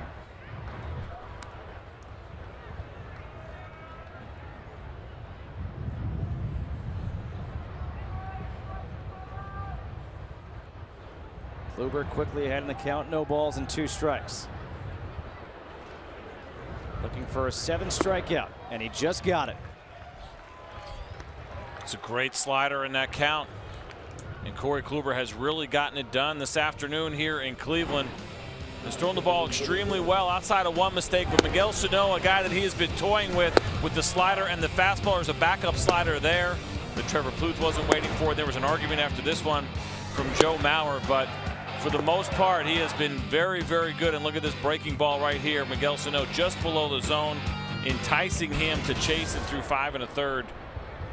It's been strong for Corey Kluber. That only mistake was back in the 5th inning. Juan Centeno, of all guys, taking him deep. That's been the big one. But other than that, Corey Kluber has been locked in. 7 strikeouts through 5 1/3. Plouffe line to left field. Rajai Davis slips and he can't make the catch. Plouffe is taking a wide turn and he'll go back to first base. It has been raining here in Cleveland overnight this afternoon before the game. The outfield grass is a bit wet and Rajai Davis just lost his footing. Well, this is the second outfielder that we have seen slip here, which is very unusual. Rajai Davis, a good defender. This ball was hit hard. And you see him step in, then go back, and then all of a sudden his feet come out from under him. Look at the divot. You can see it. Watch the divot he makes right here as he goes to plant his right leg, and it doesn't plant, and it slides right through that soft turf. And you really cannot fault Rajai Davis right there. He didn't do anything wrong mechanically. It's just that that right foot did not stick when he expected it to. Well, the outfield grass looks beautiful. Looks like a fairway at Canterbury here in Cleveland. Shocker, you're talking about golf. Hey, the U.S. Open is right around the corner, okay? 1 ball, no strikes at Young Ho Park. The wind starting to pick up a bit, blowing in from left field. If you're Rajai Davis right now, you are hoping for that ground ball, the double play, to get Corey Kluber and the Indians out of this inning, and just hoping that what happened right there in left field does not come back to bite them. Fastball is low and outside, 2-0 to Park. Struck out and walked in this game.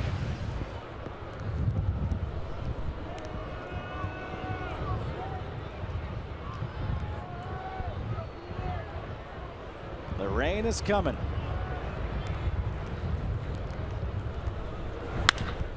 Hard hit ball through the left side. A single here for Park.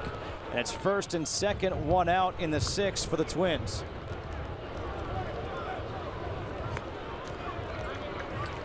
Corey Kluber got the ground ball that he wanted, but it was right in the hole between the shortstop and the 3rd baseman. This fastball, he's trying to throw it away. This ball came back out over the plate. Good swing by Young Ho Park, who has done an excellent job since coming to the United States so far this year. Everything is translated. The only thing that has stuck out, and Paul Molitor mentioned this, is how he has struggled with runners in scoring position. Just 0-91 coming into today. Now it's 1st and 2nd, 1 out for Brian Dozier. 0 for 2 with 2 groundouts.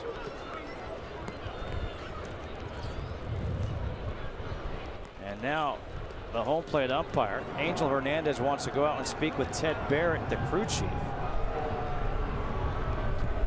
Oh, I wonder what this could be about. Unless it's weather related, unless they have been keeping in touch with the grounds crew in between innings, and if they know what's coming. I wonder if that's the case, or if this is going to be a conversation he's having, looks like, with Corey Kluber possibly. Now he's talking. Now we see Angel Hernandez talking to Brian Dozier.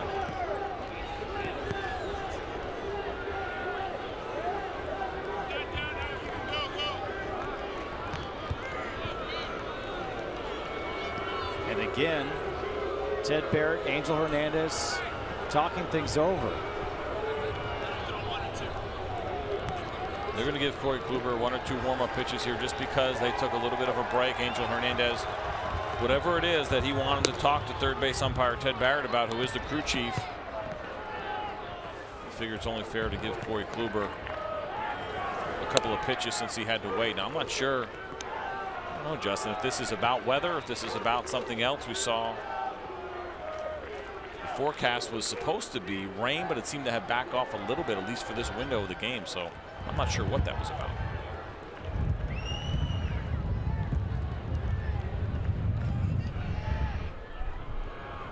This will be the first pitch thrown to Dozier, first and second, 1 out in the 6th. And that hits Dozier. And it looks like it also got Gomes. Or something got Gomes, maybe the bat.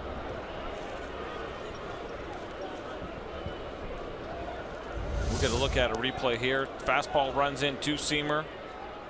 Yep, and it looks like the ball caught Gomes in the side, right in that little area. You see him kind of reach up to grab his neck.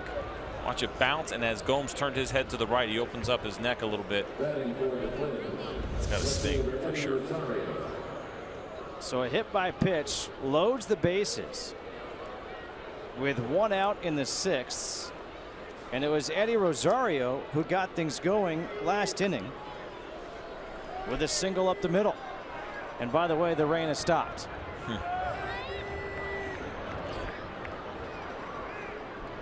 Comes and goes off the lake here in Cleveland.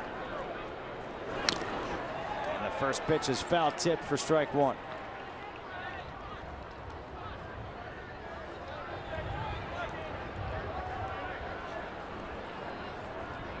Plouffe at third with a single, Park at second with a single, Dozier at first being hit by a pitch. Rosario against Kluber. Top of the 6th and a chance for the Twins to get some runs. They had a lead last night. They blew it in the 8th inning. Marlon Byrd had the big hit.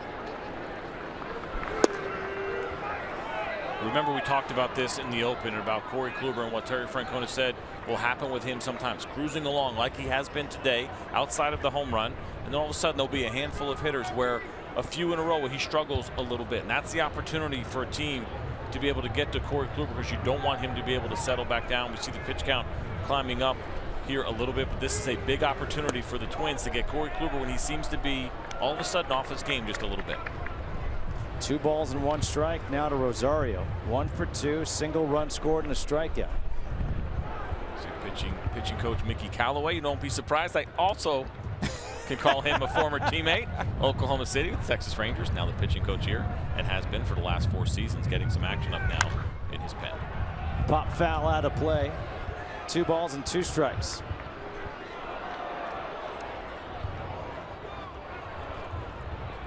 Kyle Crockett is the pitcher up in the bullpen now for the Indians. The left-hander.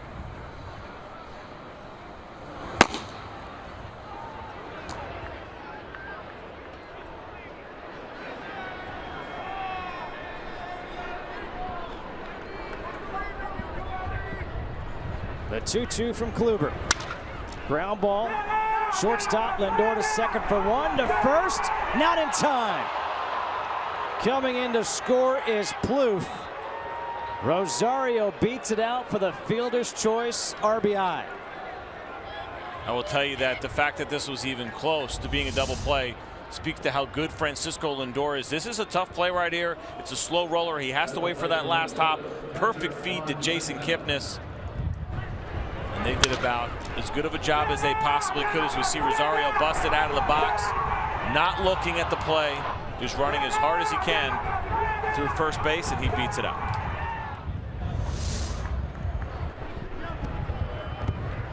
(3-1) Minnesota now leading, first and third, 2 outs. Centeno at the plate, had the 2-run home run his last time up, his first major league home run. And now a chance to add to the lead for the Twins. Double barrel action in the bullpen for the Indians. Tommy Hunter is the right-hander throwing out there. So he joins Kyle Crockett. Centeno in the air to center. Naquin is there for the final out of the inning, but one more run across for the Twins. We hit the bottom half of the 6th here in Cleveland. It's 3-1 Minnesota.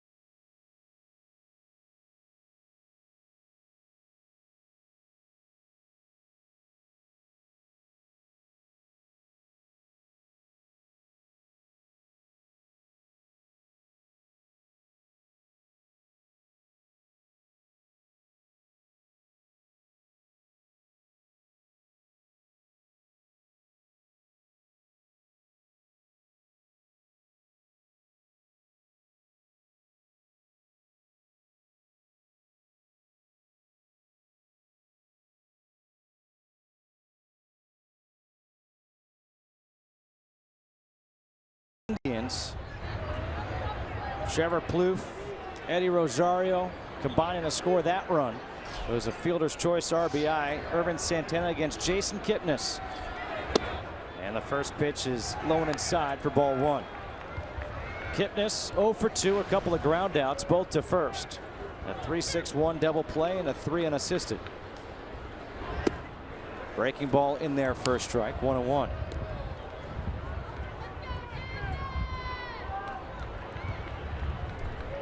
What do we got in there? Facebook Live chat pot, so people can watch just you and I. Pretty exciting. Ground ball to second base. Dozier, easy play. One away here in the 6th. Time now for today's Gatorade Frost Cool Under Pressure moment. It was Francisco Lindor being robbed of extra bases by Joe Mauer his last time up. When Mauer made the diving stop, Santana covering. We think about what a difference that play could have made. Likely a second run based on how the rest of that inning ended up playing out. Of course, the Indians did score 1 run in that inning. That was the second out of the inning. Very easily could have been a leadoff double. Here is Lindor. 1 for 2, takes the first pitch, breaking ball in there for a strike.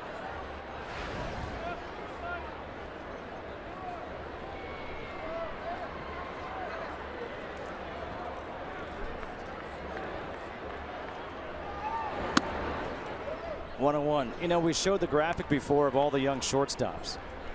If you had to start your team with one, who would it be? Ooh, that's a tough one. Carlos Correa is probably the consensus favorite, I would think, amongst most people, and you could not go wrong. I think with that decision, Xander Bogaerts is having a great year offensively. He is really coming into his own right now with the Boston Red Sox. Man, it is not an easy choice. You really cannot go wrong.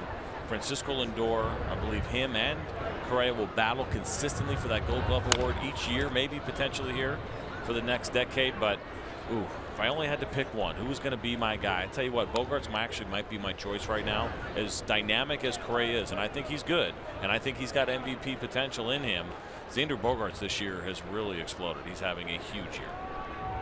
I was about to call you a politician by avoiding the answer. No, I got there eventually. You got there, yeah. Nicely done. We call that the Frank Thomas at FS1. Whenever we ask a question on MLB Whip Around weeknights at 7 Eastern, Frank will always give the politician's answer. He kind of gets it. We give him such a hard time about it. Frank, of course, the Hall of Famer. We love having him on our coverage, but we also love busting his chops about never completely making that decision. A curveball gets Lindor swinging. Strikeout number 4 for Santana. Out number 2 here in the 6th. As much as we talked about Kluber, Irvin Santana has thrown the ball really well. Good breaking ball. You see Lindor talking to himself afterwards, but good rotation. Below the zone is what you want. Bottom of the strike zone. Lindor tried to hit that one into the upper deck.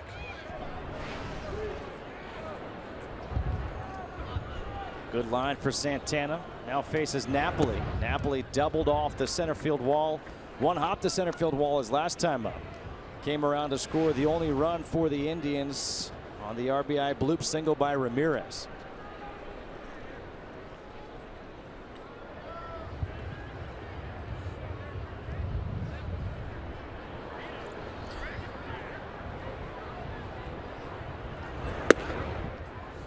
Off-speed pitch, 1 ball and 1 strike. Get me over breaking ball right there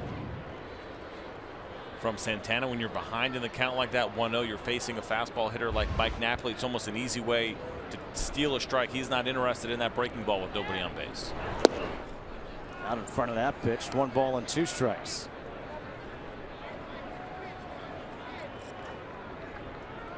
Pitch number 100 coming up here for Irvin Santana. Hoping to end this 6th inning on pitch number 100.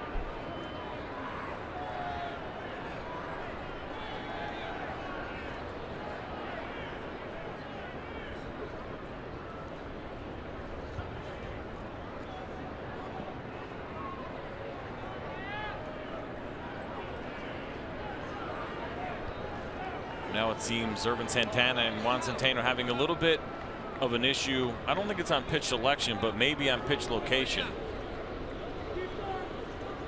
Remember, they tried to elevate last time. Mike Napoli hit that ball pretty hard. Fastball away, calling slider, change it, fastball in. So it looks like the fastball in is what Santana has wanted. Nope. And now he's going to call him out. Maybe not.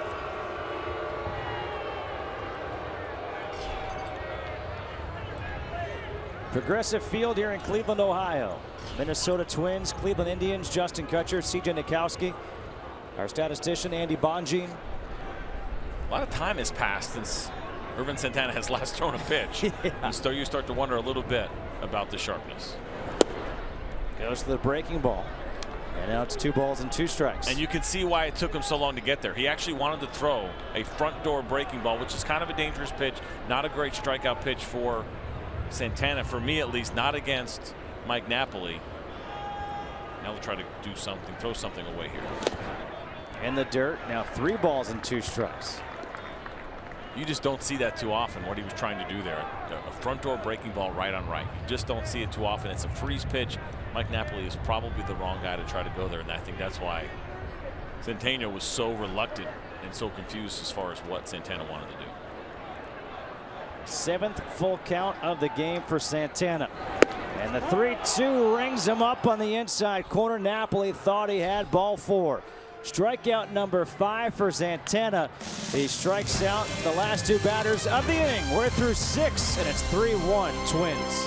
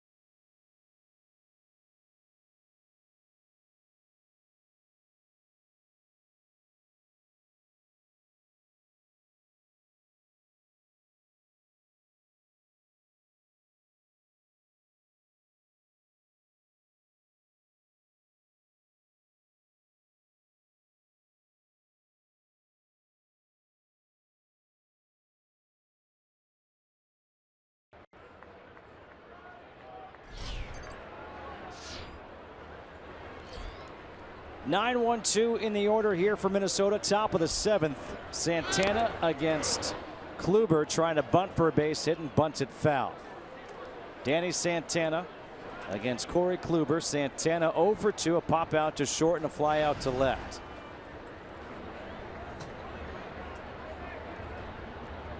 The Seagulls are starting to swarm here at Progressive Field. Better be careful. Next could be the Midges. Ripped to right field.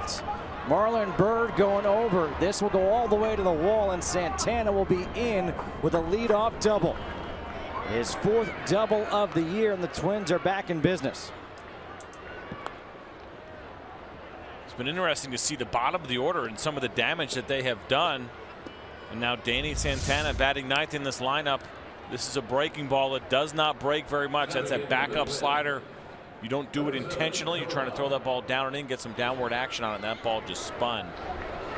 Corey Kluber, a little bit of trouble here to start off the 7th inning. A leadoff double for Santana. Mauer steps to the plate. Struck out looking his last time up, but has a couple of singles. And his job right now is just to pull the ball to the right side, get that runner over to third with 1 out. Takes the first pitch inside for ball 1.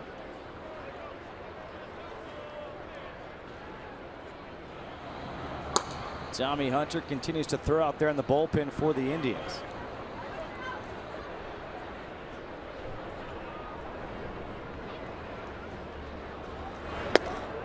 Outside with a fastball, 2 balls and no strikes. 97 pitches on the day for Kluber.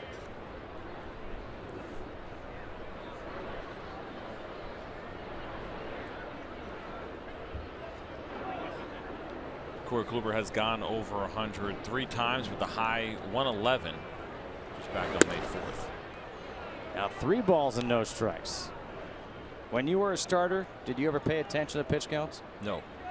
Nope. I didn't get deep enough in games more often than not to really worry about my pitch count. But no, it really wasn't as big of a deal. I mean, they paid attention. They weren't going to let you throw 150 pitches. But the numbers where people started getting concerned would be more in the mid-120s, 130s if the conversation even came up at all. Mauer taken all the way, takes a strike, 3-1.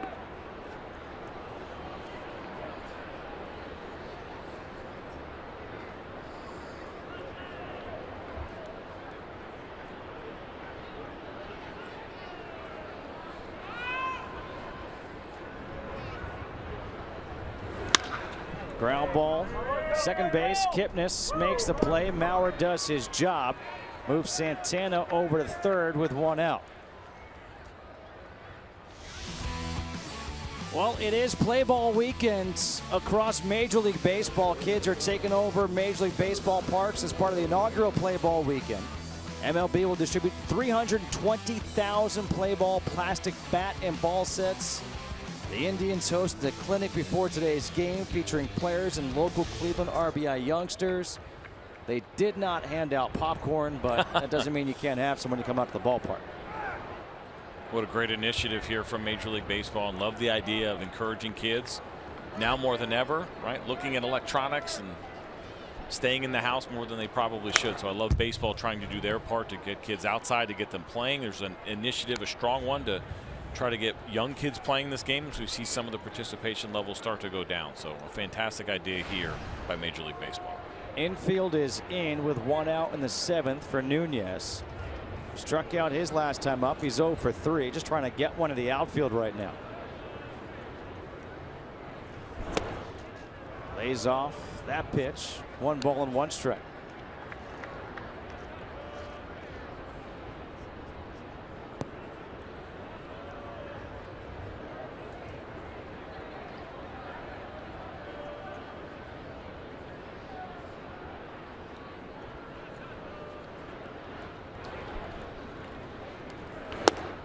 Nunez chases that 1-2.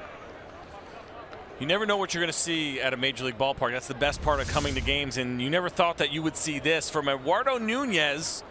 They don't teach that at any hitting school. There's not a coach. You see his face right there. He knows what he just did was pretty unbelievable. Completely fooled and out front.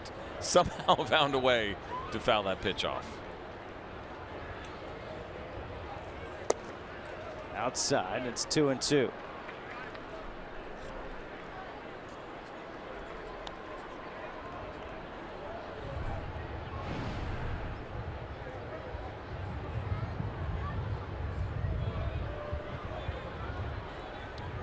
Good numbers for Nunez in this area of the ball game.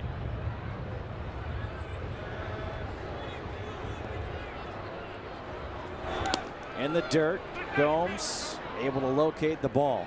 And now it's 3 balls and 2 strikes.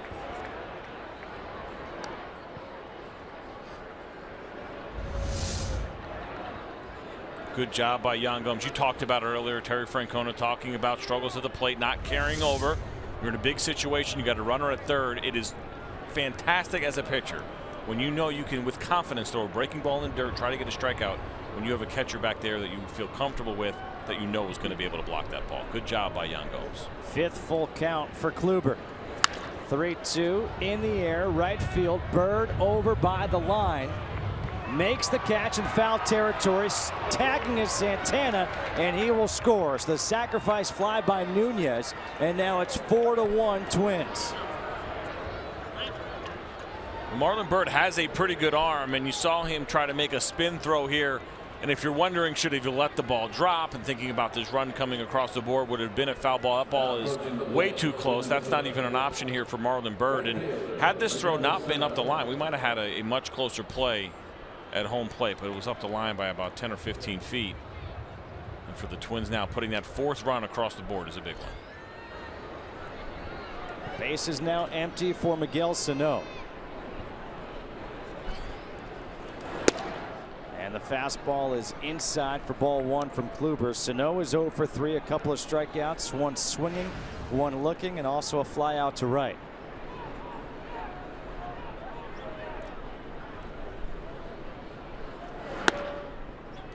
Two balls and no strikes.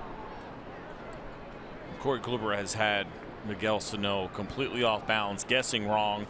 Seems like when he's looking for the curveball, he's throwing the fastball. He's pitched him backwards. He's pitched him forward. Let's see if Sano can make any kind of adjustment here in the 4th at bat. 3 balls and no strikes to Sano. I wonder if they green light him here. You're up 4-1. Huge power for Sano. It's not a bad idea. You got a guy that's struggling. This may be the best pitch you're going to get the entire at bat. Wasn't a good pitch. Took it for ball 4, and that might be it for Kluber. Here comes Terry Francona, and he makes the call to the bullpen. Tommy Hunter will be the new pitcher coming in for the Indians. Kluber, the 2014 AL Cy Young Award winner, goes 6 2/3, gives up the 4 runs. His team trails 4-1.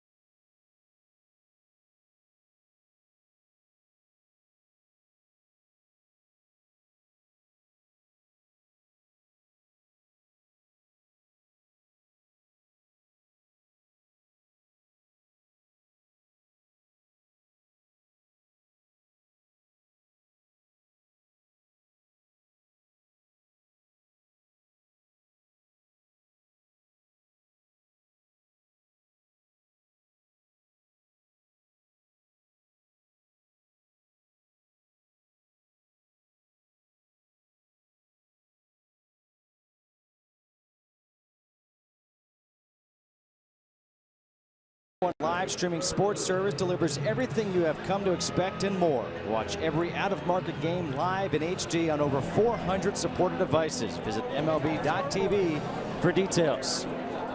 Top of the 7th here in Cleveland. The new pitcher is Tommy Hunter. Hunter comes in for Kluber on the season, has appeared in 5 games, 0-1, a 4.5 ERA.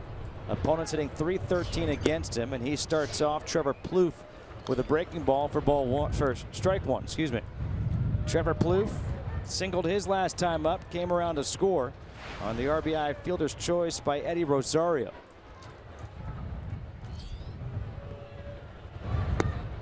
Goes to the breaking ball again, and Hunter's ahead in the count, 0-2. And probably for Trevor Plouffe sitting here thinking, I can't believe I just saw 2 curveballs, 66% fastballs from Tommy Hunter, another 24% cutters. That's 80% of his pitches. Nope, that's 90% of his pitches with are fastball or cutters. And what does he get? 2 curveballs to start off in a bat. Make it 3. Good thing you checked your work on that one. Like, wait a minute, that's not right. 1 ball and 2 strikes here to Plouffe.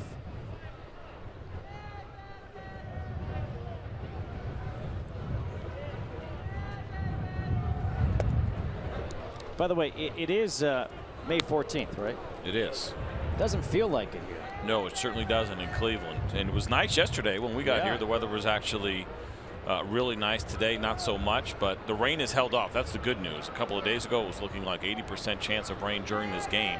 And for the most part, it has held off. Sano goes. The pitch is up high, and the base is stolen by Miguel Sano, his first stolen base of the year. And that is 100% stolen off of a pitcher. Wasn't a big lead by Miguel Sano, but Tommy Hunter not quick to the plate there. Probably not paying much attention to Sano either. And why not? In that situation with 2 outs, try to get in scoring position. Not a lot to lose there, especially when the hitter is down in the count. 3-2, foul back this way, just below us.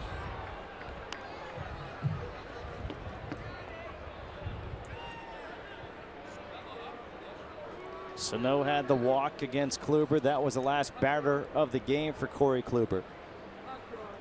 Hunter has come in. Started Plouffe off with a couple of breaking balls. With the wind blowing, debris on the field. Angel Hernandez showing off cat-like reflexes. He's on it. Quite a difference, right? Think about highlights that you've seen from the fall in the 70s and in the 80s. A lot of times, like I remember thinking Shea Stadium, and there's just garbage all over the place. Hot dog wrappers. There's no stopping and picking up one piece of garbage like we just saw right here. Ground ball. Lindor at short. Makes the play, and that'll do it here in the 7th. It is stretch time in Cleveland with the Indians trailing 4-1.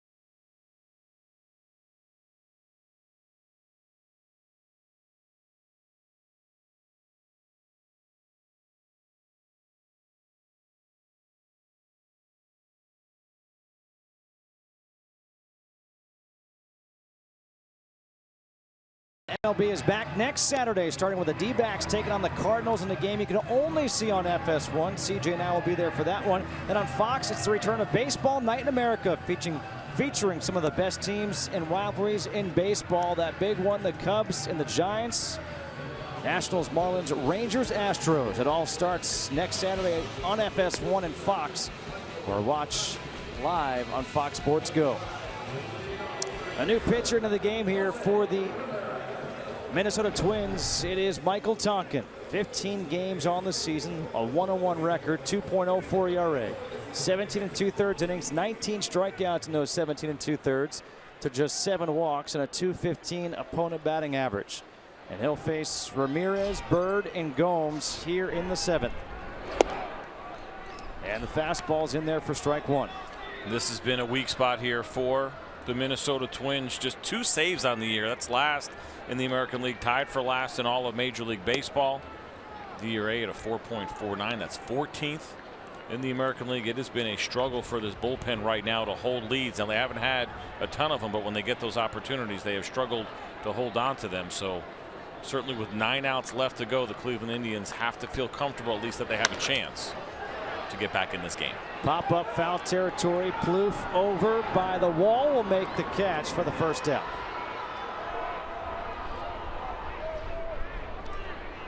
You know, you said Cleveland fans or the Indians have to feel comfortable knowing they've got a chance. Conversely, for Twins fans, they're probably thinking, oh no, setting ourselves up for disaster. Yeah, I mean, listen, when you have a tough season, you can almost always count on the fact that you're not going to have that strong of a bullpen. And when you're struggling to get wins, there are no losses that are more discouraging than ones that come late in the game. Now, the Cleveland Indians, or excuse me, the Minnesota Twins sitting here with a clean 3 innings to go, and certainly it's a possibility they could close this game out. It's just, it has been a struggle up to this point, and one of the biggest issues they've had is not having Glenn Perkins, their steady closer, who has been hurt for most of this year. That has been a big loss for this team, and especially that bullpen. No balls, 1 strike to Bird, who's 0 for 2 with 2 strikeouts. You see Neil Allen, pitching coach for the Minnesota Twins. Had him in AAA with the Yankees as a coach. Great guy. Happy to see him doing well here in Minnesota. Bird could not hold up. Sean Barber said he went around, so no balls and 2 strikes.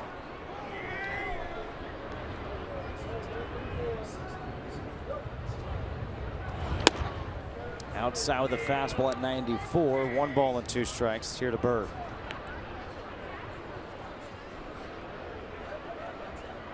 And Tonkin is your traditional fastball slider reliever. 75% of fastballs that'll average around 93 miles an hour in that secondary slider, which you see right there. Marlon Bird, not a good game for him. 0 for 3 with 3 strikeouts. Swung and missed at 7 straight pitches. Well, against Santana, the issue was the fastball to finish at bats, but here's that slider from Tonkin. Gets around it a little bit, almost looks a little bit more like a curveball grip, but at 83 miles an hour, more of a slider speed. As you mentioned, rough day for Marlon Bird. Now Yan Gomes will hit with 2 outs and the base is empty. Gomes lined out to second his last time up. It almost took Brian Dozier's glove off.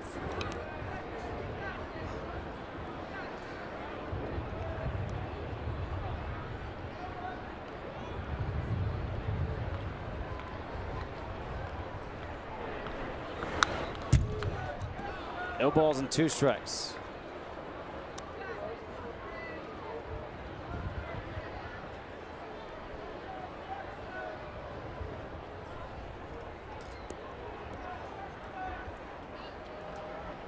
Tonkin trying to work a 1-2-3 inning out of the bullpen here in the 7th for the Twins. The 0-2 got him swinging. And there it is, back-to-back strikeouts for Tonkin. And we go to the 8th inning here at Progressive Field with the Twins leading 4-1.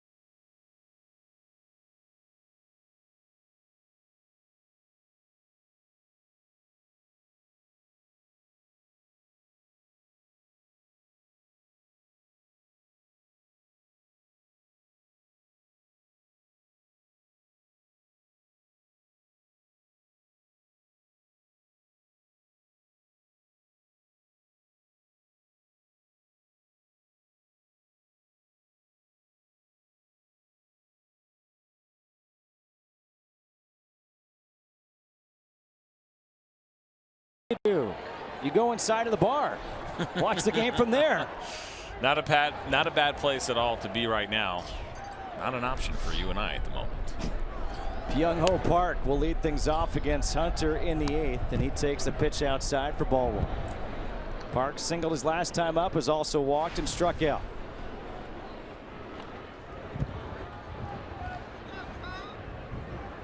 I thought Paul Molitor made a very interesting point about Byung Ho Park, something we don't think about, or at least we don't think about in detail.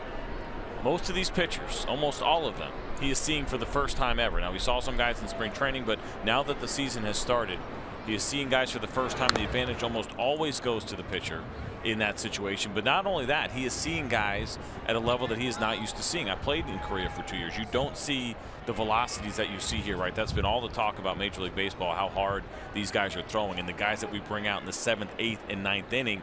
Byung Ho Park has not seen that before. He has reacted very well. He deserves a lot of credit for how his season has started, especially from the power department.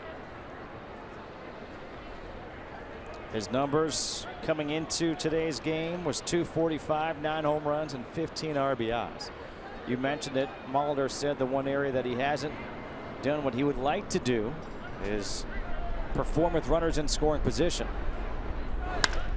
Ground ball left side. Ramirez makes the play. One away here in the 8th. It's time to get major league coverage. T-Mobile has doubled its 4G LTE in the last year and now covers 308 million Americans. One out in the 8th for Brian Dozier.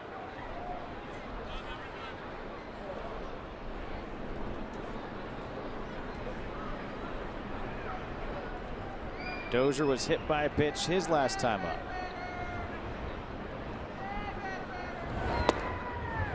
And the first pitch fastball in the outside corner at the knees for a strike. I thought this was an interesting note coming out of that Astros Red Sox game, the one that was on before us. David Ortiz, a walk-off double.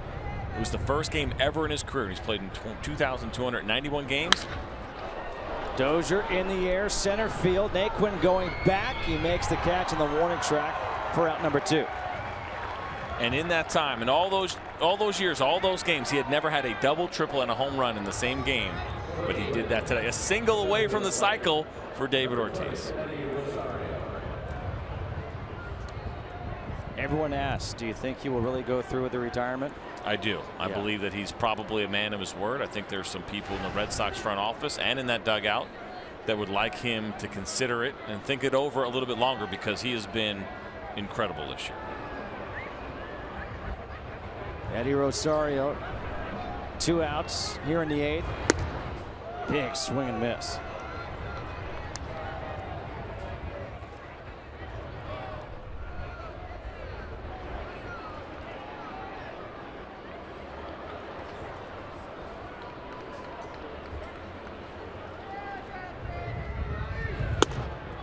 No balls and 2 strikes.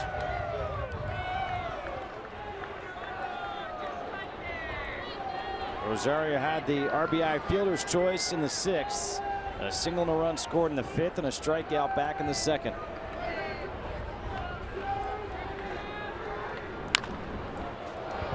In the air, right center field. Bird is over. Naquin cuts in front, makes the catch, and a 1-2-3 inning worked by Tommy Hunter. Retires the side on 9 pitches. Bottom of the 8th coming up. 4-1 Twins.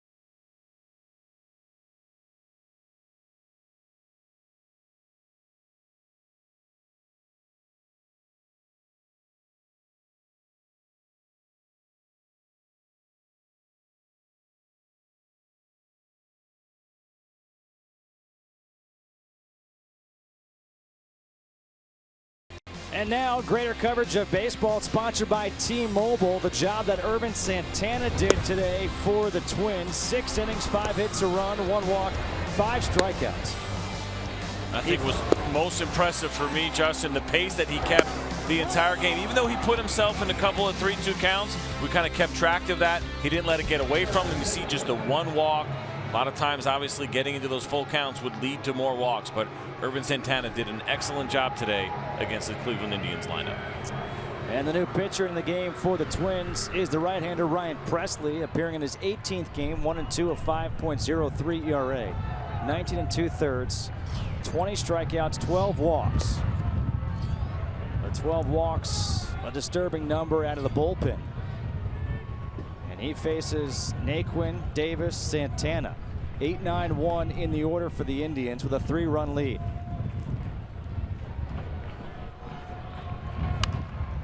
Fouled back. 1 ball and 1 strike to Tyler Naquin, who's 2 for 2. An infield single and a single to center field.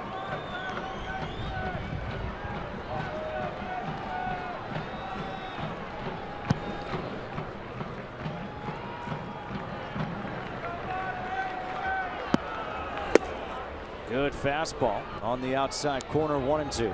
It's been an interesting season for Presley. You mentioned the walks being a little bit high. There's just been a couple of bad games for him that really stick out. This is his 18th game pitch, but in 3 of those games, he has allowed 9 of his 11 earned runs and 7 of those 12 walks. And this is what happens with relievers sometimes. You live and die with the good and the bad game, and you're not allowed to take at any of your games and say, well, this is what my year really was about. But I think when you look at the mean, the bulk of the work, a couple have gotten away from him. But other than that, he's been very good for this team. 2 balls, 2 strikes to Naquin, leading off here in the bottom half of the 8th inning.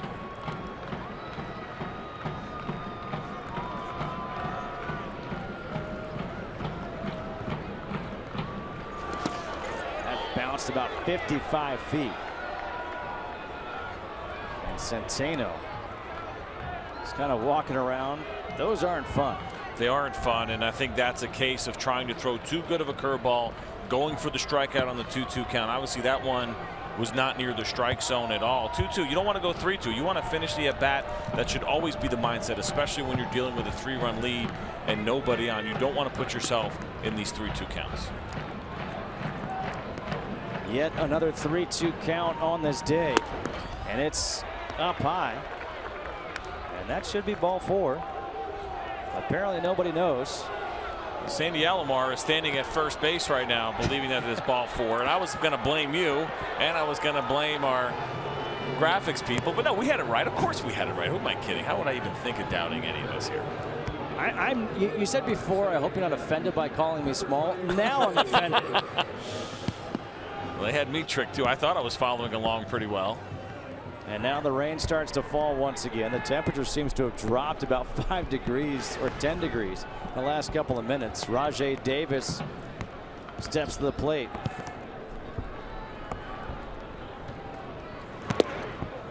Swing and a miss. Davis 0 for 2, a fly out to center, reaching a fielder's choice his last time up.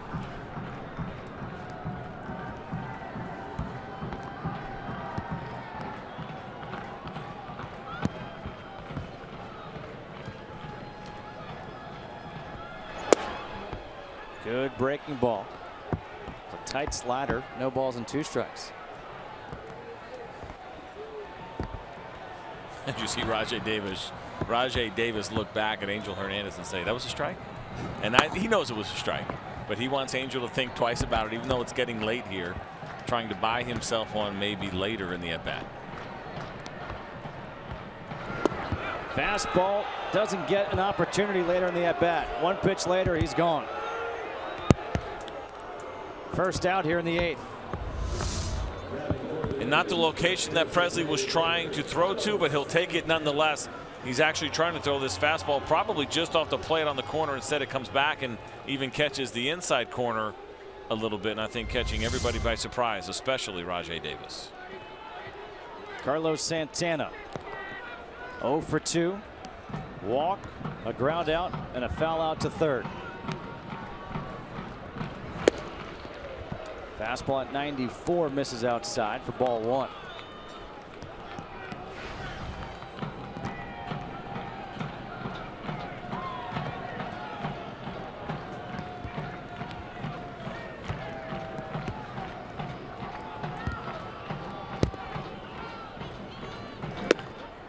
Breaking ball catches the outside corner. Santana doesn't like the call.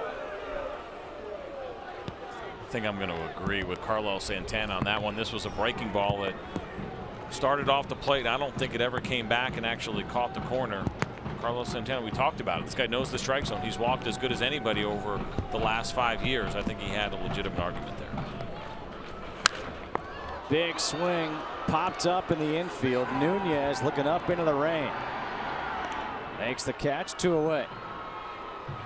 Well, tonight before an epic heavyweight title fight, UFC 198 starts on FS1 as dominating jiu-jitsu master Damian Maia takes on challenger who's out to shock the world when he battles Matt Brown, plus Trinaldo squares off against Medeiros. It all starts next only on FS1 or watch it live on Fox Sports Go.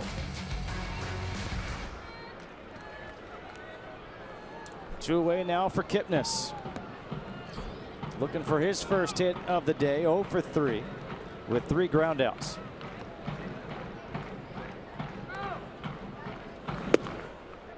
And the fastball misses outside.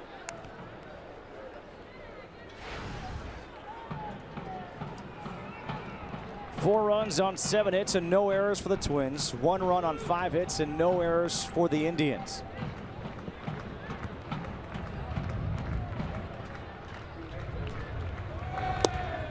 Breaking ball, 2-0.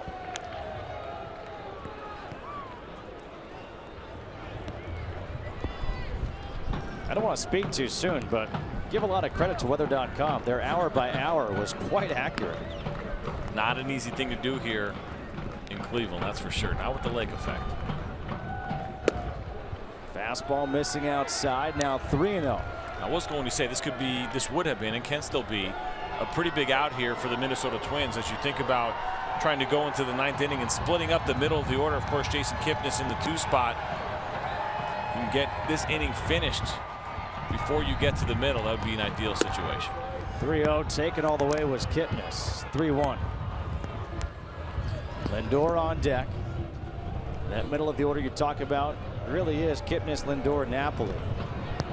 Ramirez had the RBI single earlier. Rain is coming down once again. The 3-1 missing down low, ball 4. So now the tying run is coming to the plate in the form of Francisco Lindor.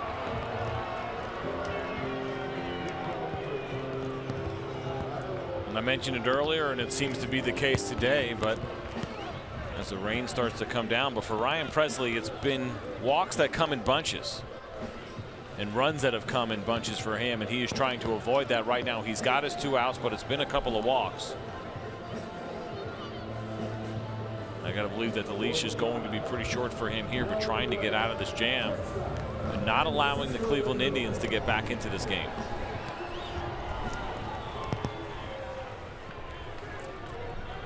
Neil Allen came out for a visit. Lindor, 2 home runs on the year. A home run here and we're tied up. The wind is blowing in from left field. And a foul tip for strike 1.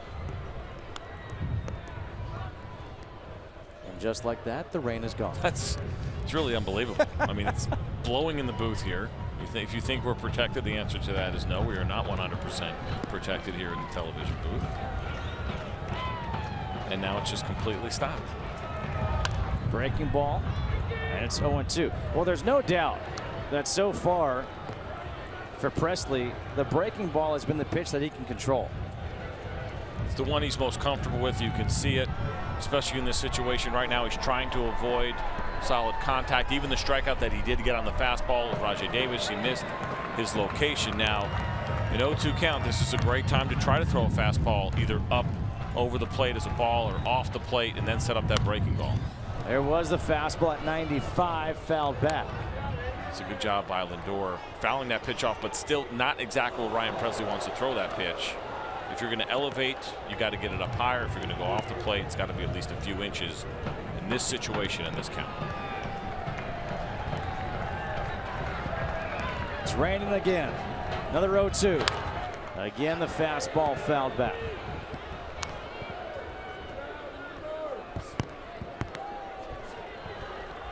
Kevin Jepson throwing in the bullpen now for the Twins.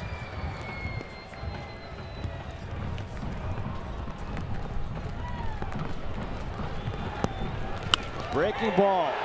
Little humpback liner into left field. That'll score a run. Naquin comes in to score. Going to third goes Kipnis. First and third, 2 outs, and it's a 2-run game. There's going to be some frustration here as we go through this at bat and watch how we got to this point. First pitch, breaking ball down. Lindor fouls it into the ground. There's another breaking ball. Now he's got himself ahead of the count, and it's fastball. He's late on it. Fastball, he's going to be late on this one as well. Still an 0-2 count, and a breaking ball that ends up being up almost chest high. That is not where Ryan Presley wants to throw that ball. He had put himself in a good position but could not execute when he needed to the most, and now he's going to stay in there, and he's going to get an opportunity still to finish this inning. You can see by watching him, the stuff is absolutely there. It's just a matter of the execution of pitches. You had mentioned the bullpen struggles for this Twins team. Well, now Napoli represents the go-ahead run, and he has a good swing at the first pitch and fouls it back for strike one. Napoli doubled to center field back in the fourth, his 200th career double. He's also lined out to center and struck out looking.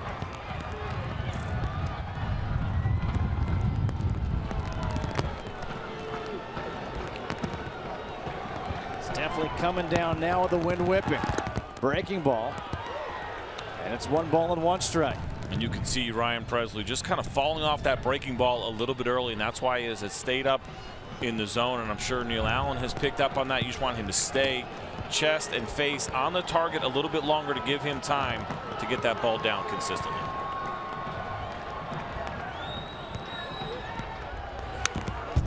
Good swing. Napoli knows he just missed one right there. 1-2. Let me ask you this, because Napoli's had good swings to the fastballs, as we see here. With the rain being as it is, does Presley feel comfortable throwing that curveball now? It depends. I mean, you know, you do a good job as a pitcher. You can keep your hand dry. You can blow on your hand in this situation. If he could start that breaking ball right down the middle where it finishes just off the plate and down, he'd put himself in a good position for a strikeout. 1-2, misses low and outside with a fastball. 2 balls and 2 strikes. And now again, here you are in this count with the potential go-ahead run at the plate. You don't want to go 3-2, but at the same time, Mike Napoli will crush a mistake. You leave a fastball out over the plate, you're putting yourself in a bad position. 2-2, breaking ball, got him swinging. So Presley gets in trouble, gives up a run, and gets out of trouble. The strikeout of Napoli. We go to the 9th, 4-2 Twins.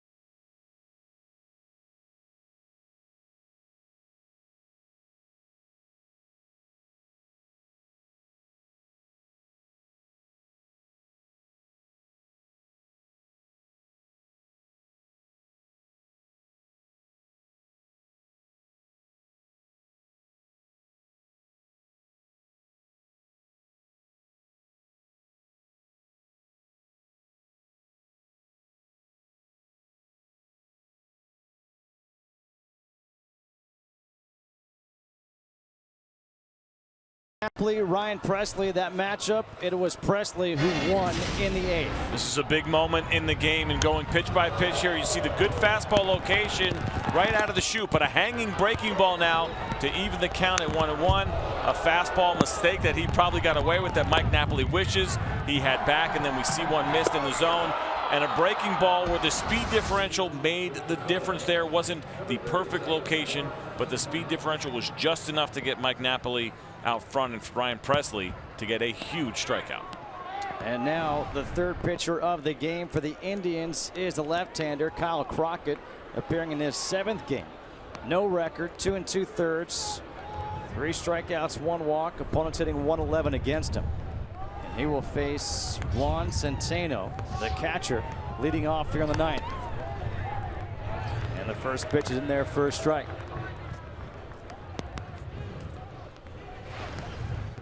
Centeno, 1 for 2, a 2-run homer back in the 5th, a walk and a fly out to center. 1 ball and 1 strike. And you see that funky delivery as we watch Kyle Crockett.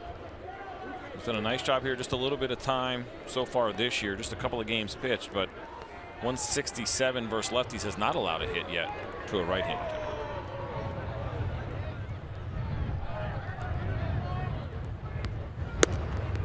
Fastball misses outside. 2 balls and a strike. Bottom third of the order has done some damage for these Twins today. 3 for 9, a double, a home run. But the big number, 3 RBIs. Outside now 3-1. You see Crockett struggling a little bit to keep that slider on the plate. This is a very important inning right here to try to get your team right back in it. The Cleveland Indians had an opportunity to go big. They did add a run on the board in the 8th inning, and now we have lefty switch lefty, Centeno, Santana, Mauer. And certainly Terry Francona would like to see Crockett get these guys right back in the dugout and give them that opportunity to hit. CJ, I know you're amazed right now, but it's another 3-2 count. It seems like there has been a lot of them today, but this is a batter that Crockett could not allow to get away from him. Line drive, base hit. That one is trying to be cut off by Bird. He slides, pops up. Centeno to second with a leadoff double. So Juan Centeno, who had his first major league home run back in the 5th, now adds a double here in the 9th, leading off the inning. It really is amazing. We just talked about it, what the bottom of the order has done, but what else we've talked about today was 3-2 counts. And you put yourself in that position and you can no longer shoot for the corners. You got to split the middle of the plate. You cannot be over aggressive. And Centeno, as soon as he hit that ball, you know he's thinking too, as that ball skipped on this wet turf. And it's been a really nice day for Juan Centeno. Now the corners are in with Danny Santana turning around to bat from the right side against the southpaw Crockett. Doesn't bunt, the slash, and that is through the hole. Lindor can't get there. Centeno will score, and the Twins go up 5-2.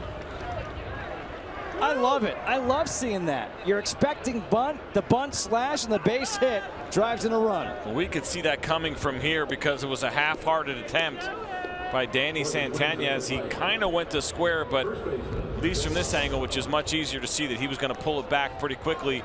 And this is perfectly executed. And what you're trying to do in that situation is just hit the ball on the ground somewhere.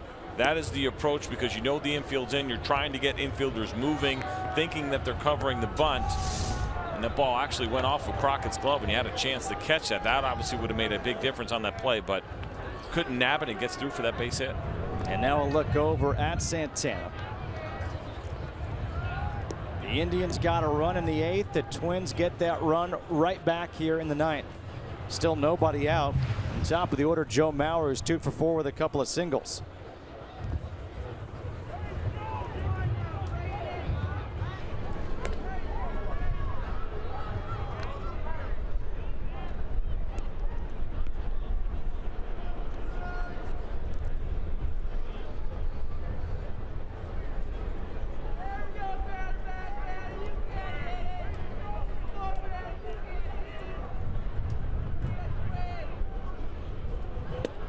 Mauer takes the first pitch for a strike. You go back to that bottom of the 8th inning, how big of an at-bat and a pitch that was by Presley against Napoli to get that strikeout. Because it looked like for the Twins, here we go again. No balls and 2 strikes. And the reason that Crockett has been so effective against lefties so far is a funky delivery. It's not overpowering stuff by any means, but he's got really long arm action. Comes at you from an angle that left-handed hitters are not used to seeing. He stands all the way on the first base side of the rubber. Mauer stays in, fouls it away. You see that fastball at only 86, 87 miles an hour. That's not going to fool a lot of guys on their own, on its own. And so you have to get creative, and that's what that delivery does. And like I said, even his presence as far as where he actually stands on the mound, it's a tough look for a left-handed hitter.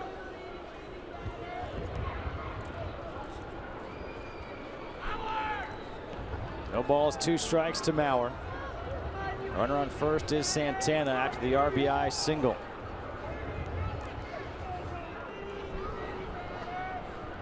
There goes Santana, and Mauer fouls it back.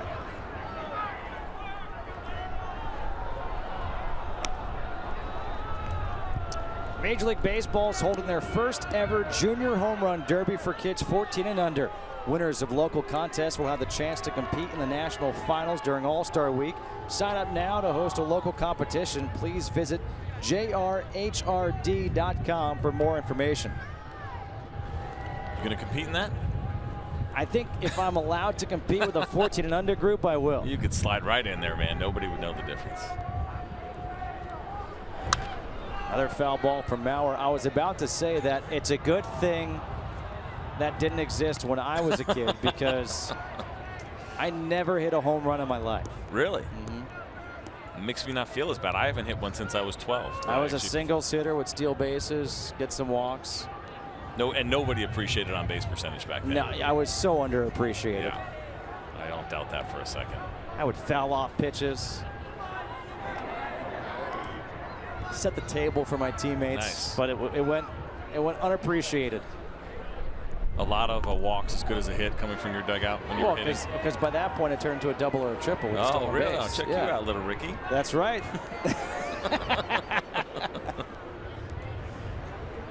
Today, I consider myself the greatest. I am the greatest. I am the greatest. What a moment.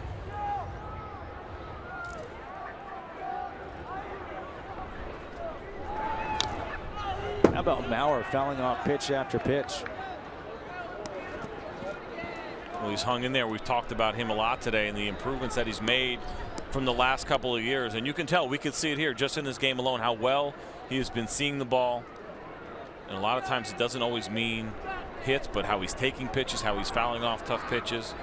He does have 2 hits and a strikeout today, but you can definitely see the difference in Joe Mauer. That home run power is probably never coming back, but better contact, better walk rate. That's what we've seen in 216. Line drive off of Crockett, fielded by Ramirez to first base. They get the out, 1-5-3. Down to second goes Santana, but now you got to wonder, is Crockett okay? Well, they're definitely going to come out and check on him because this looked like it caught him pretty solid. And now that'll be a dead leg. Left leg. And I tell you what, you don't rub it, and it always feels better when it's turned into an out. Doesn't hurt as much. Had that ball gone into the outfield and been a hit, might have hurt a little bit more. Francona right away went to the bullpen, but that could also be because they've got some right-handers coming up. So Crockett's day is done. Top of the 9th, 1 out, and coming in is Dan Otero.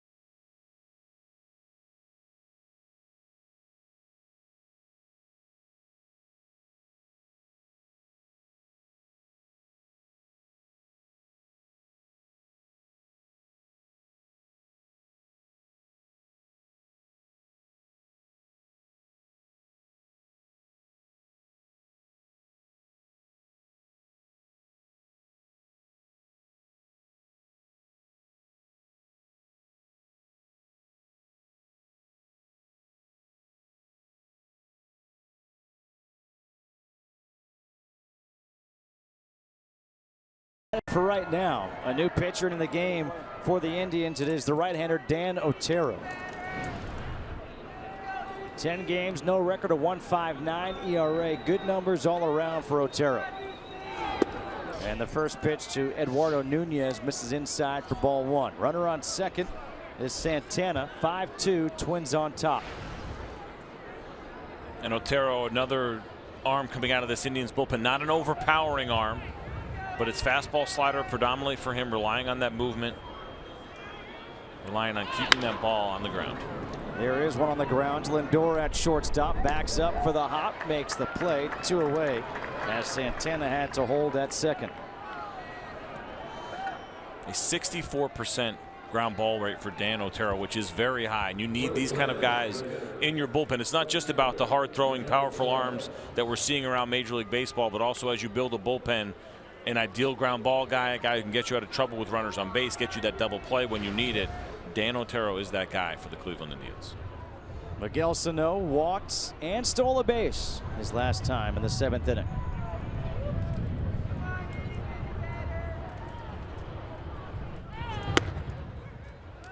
For those of you tuning in for the UFC 198 pre-fight show, we'll get you out there immediately at the conclusion of our game. In the meantime, the broadcast is currently available on FS2 as well as streaming live on Fox Sports Go and at foxsportsgo.com.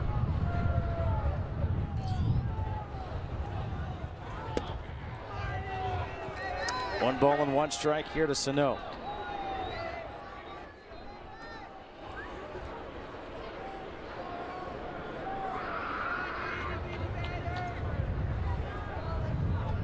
Two outs, top of the ninth. Breaking ball outside, 2-1.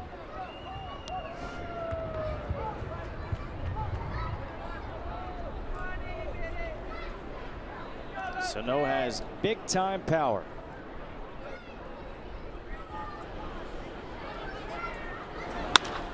Up the middle, past a diving Lindor into center field. They're waving Santana around. He will score a 2-out RBI single by Sano. And now it's 6-2, Twins on top. Well, I just mentioned Otero and the ground ball rate and how good of a job he does getting those ground balls, but this one was hit hard. You see that two-seam fastball. Look at the good run, but good job by Sano to keep the hands in, get the barrel to the bat just enough to get it through past the diving Francisco Lindor. And certainly the Minnesota Twins have to be feeling pretty good at this point about breaking that 8-game losing streak that they've been on. For such a big guy, Sano looks like he's got a pretty compact swing on that last swing. He did a good job of getting to that one without a doubt. And a lot of times with big guys, you can tie them up in. But that was not the case.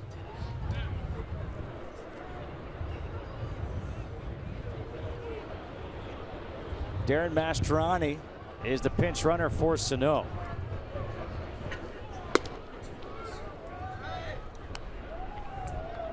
Strike in there to Plouffe.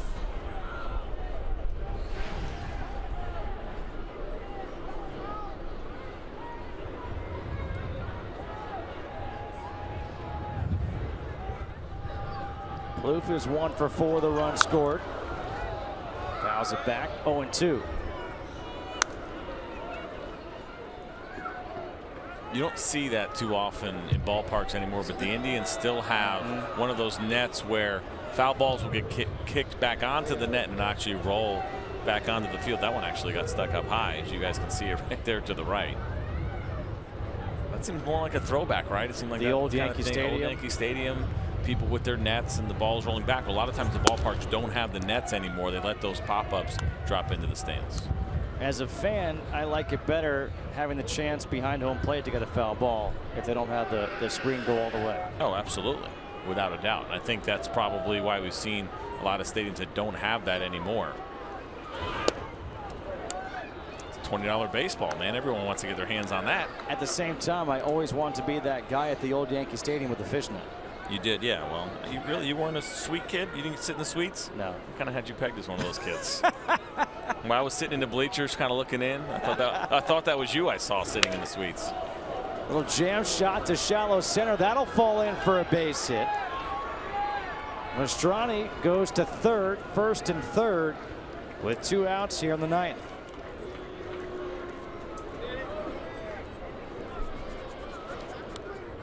Tough break there for Otero. Not really strong contact. He's done a good job of keeping the barrel away from the baseball. But like we've seen throughout this game a couple of different times, sometimes those hits are going to go your way. And for Otero now, just trying to shut down this inning and giving the Cleveland Indians a chance here in the 9th inning without this thing getting out of reach. Byung-ho Park can put it out of reach with one swing of the bat.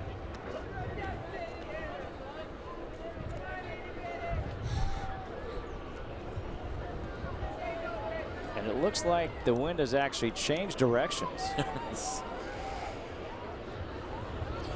Again, just getting ready for golf. Yeah. Swirling winds. He's changed his club from a 9 to a pitching wedge. You're still missing the green with both of those clubs. Anyway, who are you kidding? 1 ball, no strikes to Park. A single, a walk, a strikeout, and a ground out on the day. That was fouled off the catcher Gomes' shin guard and went out towards the mound. And that's certainly something that you do not see every day, but it just speaks to the great movement on the fastball from Otero. Watch this. It went off a Park. Yep. And that's why those guys wear those things, all the armor that they wear these days. I mean, that would have been painful had he not had that shin guard on. I'll never forget Jermaine Dye breaking his leg on a foul ball in the playoffs when he was playing for the Oakland A's. 1 ball, 1 strike here to Park. Down low. 2-1. And that was a discussion, of course, that we had here now in the 1st and 3rd situation. A runner in scoring position. Park has really scuffled coming into this game. You see that 0-91 slugging, just 182, despite the fact that we've seen some great power from him this year. Worked the count in his favor at 3 balls and a strike. And I also thought this was interesting when Paul Molitor told us before the game, where he said he has game power. Some guys have batting practice power, and I've played with plenty of those guys that can launch in BP, but not so much in the game. He said Byung-ho Park, more of a line drive hitter. He may hit a couple of deep ones here and there, but that is not his batting practice routine. That's not part of his preparation. He's not trying to show off. But in the game, he has that power, and he has shown it so far this year. And he has shown off in the games. Absolutely. He's got it. This guy hit 50+ home runs in Korea, and yes, it's a smaller ballpark, and the pitching is not nearly as deep as it is here in the United States, but that's legitimate power. He's got it, and it needs to be reckoned with now here by Major League pitchers. This is the 16th full count of the game. And it's outside, ball 4. Bases are loaded. 2 outs here in the 9th. With Brian Dozier coming up.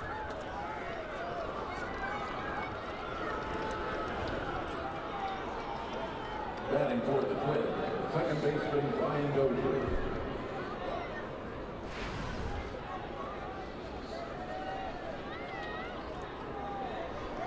Dozier looking for his first hit. Couple of ground outs, a fly out, and a hit by pitch.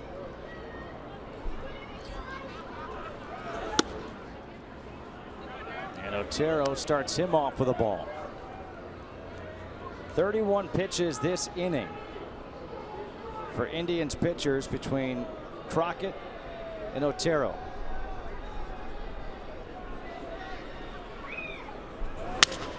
Broken bat, left field. Davis coming in will make the catch, and the Twins will leave the bases loaded.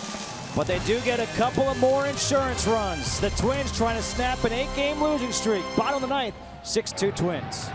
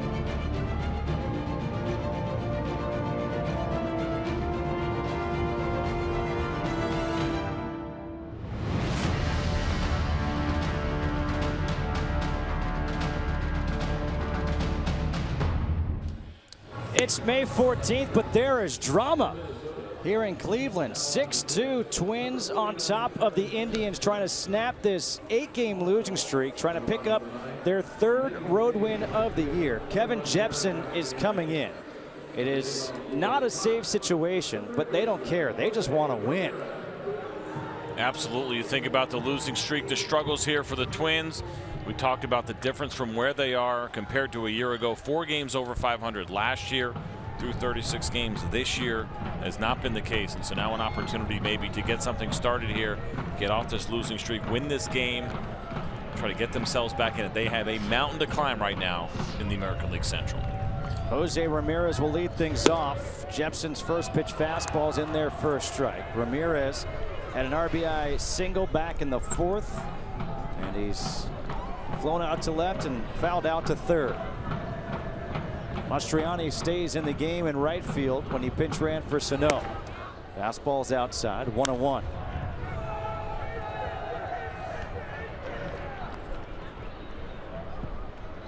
By the way, good luck to all the marathon runners tomorrow here in Cleveland. Hopefully the weather cooperates for you as well. Fouled away. 1 ball and 2 strikes. Did you ever run a marathon before, Justin?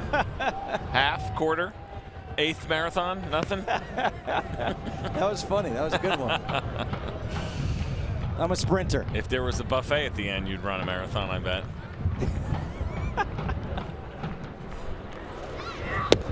I tell you what, if there was a buffet at the end, that buffet would lose money if I finished a marathon.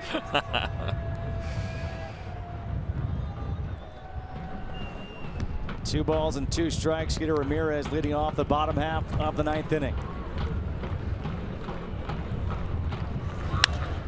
Popped up. Nunez going back in the outfield grass. Dozier is there, and he will make it. That wind just brought that ball back over to Dozier for the first out. Absolutely. You look at the flags, they tell you one thing, though. A lot of times when you get in these stadiums, that wind will absolutely swirl and take the ball a couple of different ways, and it looked like this was going to be a fly out to the shortstop Nunez, but you're right, this ball kept coming back, and Brian Dozier, as good as he has been, looked like he was even taken back as he was catching that ball on his heels as he was still backpedaling. But good concentration, good play. 1 out for Marlon Byrd, who has struck out 3 times on the day. And a foul tip into the mitt of Centeno. And you knew you could count on Marlon Byrd swinging at a first pitch strike because he doesn't want to get himself into a 2-strike count. Again, it has not worked out well for him today. When you're a little jumpy, you're struggling as he was early on the fastball and then on the breaking ball later in his 3rd at bat. Just trying to put that ball in play before you get to 2 strikes. He puts it in play, and it's caught by Mauer at first base. Another nice play by Joe Mauer at first.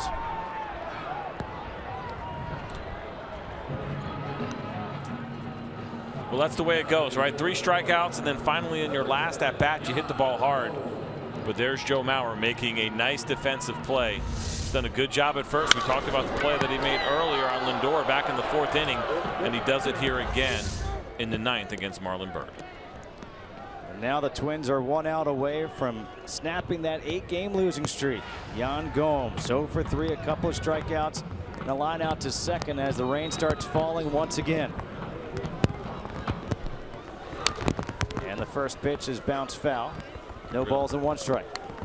Really had to start raining again with 2 outs in the 9th inning.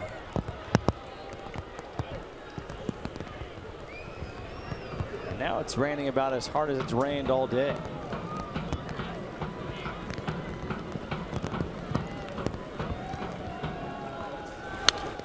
Foul back here we this go. way. Can I be honest? I want the foul ball, but not that one. No, and not that now. would have hurt. Yeah, well, they're all going to hurt, Justin. I really should start bringing my glove to these games. Just come dressed in full uni. You got one of your Little League uniforms? You think it still fits, huh? I do. Maybe your Little League uniform would fit me. 0-2 breaking ball, and that almost caught Gomes. 1 ball and 2 strikes.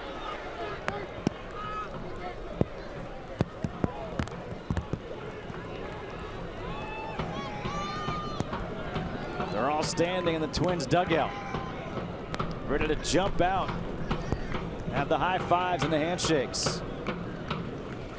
The 1-2 is pulled foul.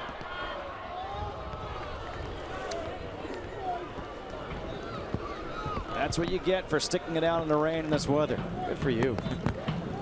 It was worth it.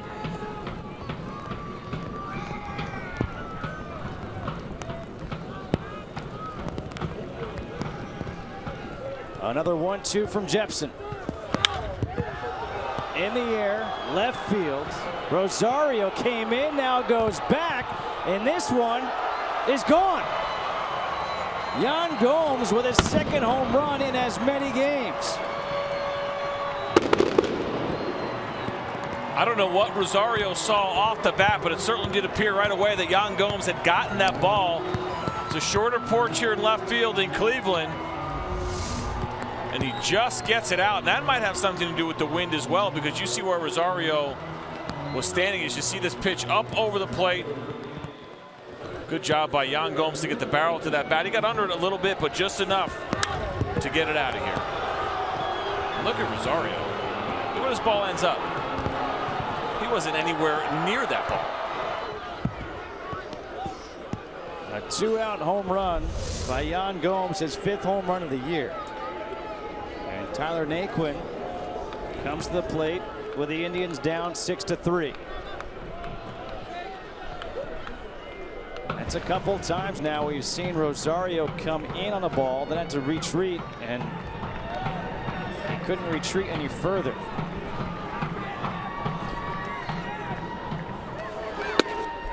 Fastball is high and outside to Naquin.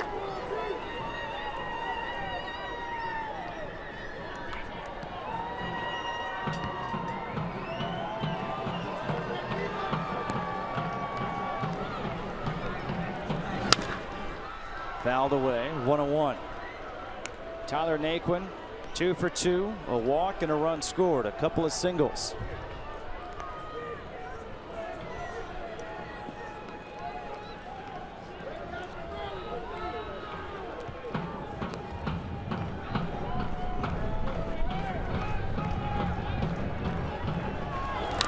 Breaking ball, bounce foul behind the plate.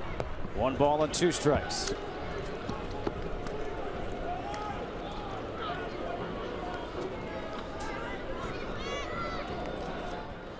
Irvin Santana would pick up his first win of the year if Jepsen can finish this one off. It would be just the 9th win of the season for the Twins. In the dirt, 2-2. You look at that winning percentage for teams on the road. The Twins just 2 wins. It's amazing with 2 teams with only 2 wins at this point in the season. So what's also amazing, the Royals, their record on the road. It's been a rough stretch here for the Royals, for the Astros. That starting pitching in Kansas City has been an issue. Chris Young, Chris Medlin now on the DL. 2-2. Sliced down the line. There to make the catch is Rosario, and that will do it. The Twins get a rare win on the road. Just a 3rd of the season. They snap the 8-game losing streak, and they win this one by the score of 6-3. For CJ Nitkowski and our entire crew here in Cleveland, I am Justin Kutcher saying so long from Progressive Field. Let's go to Kevin Burkhardt in LA.